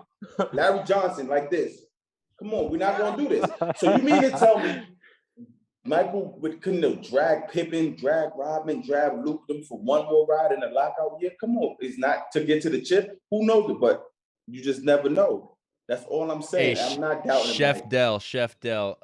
Shaq, by the way, he's saying some egregious stuff in the chat. He said Jordan literally was cakewalk king. No, he's not doing that. He's not doing that because LeBron cakewalked the East for a long time, so he cannot say cakewalk. That's crazy. Okay, all right, Dell. I had to let him go because he was in the back of the restaurant frying up some steaks. King, do you have anything you want to rebuttal with? I know that was long. Yo, King been here silent this whole time. Listen, because I'm letting him talk, man. Like, dude, I understand MJ was great, man, but like when I have this MJ conversation, I base it off of what I've seen and what I know. And in his position, he didn't have any comp for as like Kobe and them or KD when them guys came in the league. His competition was based off shooters and dunkers. There was nobody with an all-around game or they did nothing superb better than him. Like Because how he KD was shoot better than head over heels better than him. Ron. Hold on, let Ron, him you can't finish. speak. He got, I don't know if I just have to, because I don't want to forget this. This is how it goes. Some OG the B said he couldn't beat Drexler and Hakeem. And you nod your head and agreed, right? You said he couldn't, right? You talk about me? No. Ah. When JD read that, some OG the B said they would have lost to Drexler and Hakeem. King was like, for sure. You thought you agreed with that. I think Rocket's still 2-peat, bro. Exactly, right, because you agree with the Drexler and the Hakeem. So you can't say he didn't have no one in his position, because Clyde Drexler was a Hall of Famer in that era in his position. I mean, that's cool, but man, how is Drexler, it cool? Listen, Drexler. I said this to somebody early, Dale. The only thing Drexler can do like Mike was jump. Okay. He wasn't no shooter. He didn't have no dribbles. Man. So man was a dunker. So Drexler was a bum? No. This is Clyde's the problem. A bum now? That's where we're going with this? No. I'm not this is the problem. Drexler a bum. This is the problem. He didn't have no compare the player. game. People compare the player, like they say, Mike never went against like the people Braun had to battle in his position, like a KD or Kawhi. You know what made like the KD and Kawhi? Because Braun never battled this Kawhi at his position, honestly. He battled Kawhi on the Spurs that was just a defender. He never battled with Kawhi. So the only person you can say Braun battling that for that throne in the finals is only KD.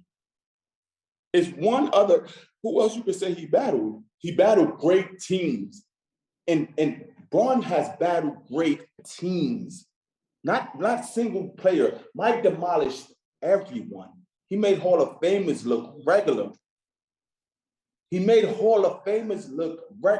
We could go down the list of all the championships. No one won on Michael Jordan's watch. Listen, I know in the 90s. 90s. We won in the championship. Magic Johnson, Clyde Drexler, Charles Barkley. My man GP came and got some, and Sean Kemp. And then turned around and did John Stockton and Karl Malone back-to-back years. And listen to players you name. That's not reputable star power. Listen, out of all the teams you name one shooting guard. Out of all the teams, you name one shooting guard. He what played does that mean, though? In a post. Listen, he played in a point guard in a big man era, bro. What era did Braun play in? And Jordan had never faced a number one team defense. He never faced that like LeBron has, bro. These are facts. You can go look them up. Fact checks. Braun and look, MJ never faced. So really quick. OG the B said only 5 guards won Defensive Player of the Year, all from Jordan's era. So you bringing up he never played a defensive team. You blaming the West, whoever led the West team win on Mike? You blaming that on Mike? Dude. You blaming that on Michael Jordan too? Who was the number one team Braun played in the finals? Because we only could go about finals. We're not talking about who they played in the playoffs. And I want to say this. I want to say that Indiana Pacers team that took Mike to 7 games with Reggie, that might have been a great defensive team in his damn self. Tough. No, without a doubt, that team was tough. So I don't know, but who could argue? I don't know. That might be a great defensive team. I don't know the number one team in the finals defensively that LeBron has played against. But let me ask you a question. Who is Braun? Like you saying he didn't play, you ain't named no shooting guard. Other than KD,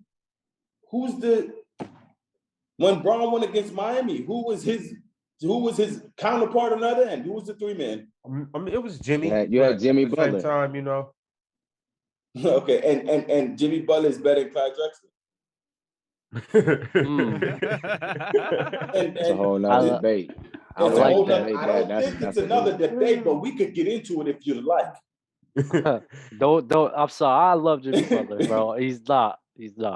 And he's on the Kyle Drexler. Come on, this is what we're doing. Like, I'm just asking you. You could tell me. Like, Braun played against, you could say he had KD 3 times in the finals. So that cancels each other. No, 3 or 2? No, 3, right? 2. No, 3. 2017 and 2018. No, and then when KD was the young one. I forgot about that. Right. He had KD 3 times. Now, who else he played in the finals? You're gonna take Spurs Kawhi as Braun counterpart when he was just not that Kawhi. So I'm just going against Braun list, and he had Spurs Kawhi twice, I think, right, or once? No, twice. Back to back. No, just once, I think. No, it was Twice. He won one, back to back. he won 2014 one and and then- lost one. Okay, so he has young Kawhi twice, one young KD, one prime KD. Who else did he play in the finals? Mavericks. Who was looking at LeBron James on the other side of the Mavericks? Since this is what we're doing. We named. Oh, wow. Now What'd you say? to try to help King out. No. He said, when Ron named all the teams, what shooting guard was there? When I'm naming all the teams, let me name Braun counterpart. Go ahead. So you got Sean Marion? I say that LeBron definitely had like small forwards, not good offensively, but remember 2007 they had a Bruce Bowen against Golden State Warriors. They had Andre Iguodala. Those were defensive stoppers. They wasn't guys that go head to head, but those were defensive stoppers. And then Mike had the Jordan rules. So let's keep going. Did he have the Jordan rule when he was winning? He beat the Jordan rules in 91, swept them, and they walked off the court like babies. Okay, so that's 1 year. What about the rest of the championships? What do you mean? The Pistons never recovered. The Pistons never recovered. I'm talking about the finals. We're not talking about the playoffs. We're talking about strictly finals. I'll reel them all up. I was just breaking down the counterpart in the finals. You said I never named the top shooting guard, and Clyde Drexler was there for one of Mike's. He was there in 92. In 91, he was going against Magic, James Worthy. In 93, he was going against Charles Barkley and all his players. You said who was the shooting guard? Okay, let's do it like this. Is Clyde a better defender than young Kawhi? Clyde played defense, but maybe not. Maybe not. No. I don't know what you're trying to get at with that, though. I'm gonna say no. I think I got what he's trying to say is like LeBron had more defensive stoppers compared to MJ when he went to that. No. I'm just talking about position, period. It don't matter offensive defense. I'm just saying. LeBron played as more formidable teams. So that made it look like it's so much tougher for LeBron because the scheming of things just made it look harder. Mike just literally dominated. He just dominated. The shit is crazy if you want to look at it. He dominated. And y'all not giving it credit. Y'all like, he's playing with construction workers. He's doing this. Like, people act like everybody LeBron played against was the top tier athletes. In the Mavs, I don't care what you say, how you want to spell it. No one on that team should stop LeBron James. Oh, Sean Marion on that team as well. I don't care. Nobody was stopping Dirk. That's the only thing that you can hold against Bron. It's 2011. But Miami Heat team, Jimmy Butler, as much as Jimmy Butler plays tough and hard and could play defense, you really believe Miami was going to beat that Lakers team? Seriously. Come on. No. We're not going to do this as easy. Other than playing against other than them battles against if we was healthy, we would have went to Game 7. Other than them battles against the Warriors, you're not going to sit here and tell me Bron didn't have a nice little time in the finals his damn self. The Warriors. And then 2016, he overcame that. But even 2016, when he came back from the 73-9 team, right? Who was looking at LeBron on the other side? Like, how would you try to call it? Harrison Barnes, Iggy. Wow. Listen. We can do that, but no, like you did it. I didn't do that. Listen. Like you said, he played great teams. So the teams Bron faced in the finals is better than the teams that MJ faced in the finals. Honestly, only the Warriors. The Spurs and the Warriors. That same Spurs team and the Utah Jazz team, that Spurs and Utah Jazz team, that's a collision in its own self. That Jerry Sloan and that Pop team going, they had I'm still giving the edge to Pop. But King, listen, they still got Duncan, Tony, and you got Kawhi. King. And you have two other famous and Stockton, Malone, and Dogs. That's King. two. Won over 60 games. What's you're up, trying bro? to credit Bron for you're trying to credit Bron for losing. I'm not trying to credit him for losing. And what's even crazier than you crediting him for losing is I guarantee you, except for those KD finals, he was slated to win all of those finals. Guarantee you, if we go back, LeBron was the favorite to win all, except for 07 too. 07, no. After that, LeBron was the favorite to win all of those finals. He wasn't favored to win OKC though either, bro. So the Heat weren't. I'm just saying because the way KD and Russ was playing in them playoffs, like they had recorded a playoff high. I think the Blues put up like 75 points between them two, bro. Miami was favored in every finals. Every and single finals, Every single finals LeBron was in, other than the Warriors, he was favorite. Yeah. Everyone except in against 07 too. He was favorite. Except I that would one. say he No, was favorite. I forget about 07 one. No, he wasn't favored in 07 at all. Not even a little bit. But they didn't say it was That's going the to be only a pass I blowout. give Braun. That's the only Why? pass I give Braun is 07. Why? Why? Why? What you mean why? The team Just wasn't answer that the bad. question. What's the pass? Why? Just answer the question. Why do I give him a pass? Because he wasn't supposed to win that. It was no way he was gonna win that. Why though? Can y'all name me their starting lineup? They lost 2 games by 1 or 2 points. You see, this is no. They never got blown out. You can't say you give him a pass for losing for what went on there, and then say one day it was a big championship beating the Miami Heat in the bubble. Because like Braun, I feel like that was a cakewalk. Everybody thought they was gonna win. So in 2007, yes, and the 2007 that Braun team, people say it was so bad, but if you look on paper, he had 2 All-Stars on there. It was Altis and Mo Williams was All-Stars. Nah, they were solid, but Mo won on that 2017. Mo won on that 2017. Mo wasn't there yet? No, it was Eric Snow. That was Booby? It was who? Eric Snow and Booby. Eric Snow and Booby Gibson. Who was the starting five? Oh, man. It was Eric Snow. They had old boy. When did Larry Hughes got hope. Larry Hughes, I think Larry Hughes was there. I remember he got hurt. I think he got hurt. What was it, Pavlovich or what was his name? Sasha Pavlovich. Sasha Pavlovich. Right. Ron, so like Drew Gooden and a Z. Come on, like man. that was dope what Ron did. That was that, and I want to say 2018 Cleveland when Kevin Love was banged up and lost all his confidence. Yeah. That was very solid for LBJ. Mm-hmm. All right, really quick, because we're pushing almost 3 hours now. You guys could keep going if you want, but all right, are we good? Anyone want to get anything off their chest? He Y'all doesn't see us in Clubhouse. Yeah, definitely come to Clubhouse. King comes from Clubhouse. King. Oh yeah, Love we you, in here, bro. man. We lit. You already know, man. If you guys want to get on the show, Clubhouse is definitely the place to be at. It's hosted by me and LaRon right here. So let's get right, man. You got the link in the bio, Jay? Yeah, Clubhouse. If you're here on Twitch, again, !, Clubhouse. Link is in the bio on YouTube, Spotify, Apple, everywhere else. Hey, to Pretty Girl Renee, I just want to rebuttal what you said. Russ is the best point guard in the league, and you will see this year. Dell, final words. Hey, King Money Fly, final words. Hey, man, we in here, man. That's A-Town down. Hey, you're gone. Clubhouse. Thank you so much for joining, bro. I appreciate you. Looking forward to having you continue to join the clubhouses, man. I know that Dub and Ron have been saying that your participation has been amazing, man. So we appreciate you. Great debates. Thank you for coming up here on the main stage and doing your thing, bro. We really appreciate it. I appreciate y'all for having me, man. Hey, absolutely. All right, make sure you like, comment, subscribe, do all the things. We love y'all. One more thing. Bucket City Clubhouse, man. The pregame and after show at the Players' Choice, man. Y'all lock in with us, man. Yes, y'all go pregame with my man. Go pregame with him. That's right. We gone. Yes, sir. All right.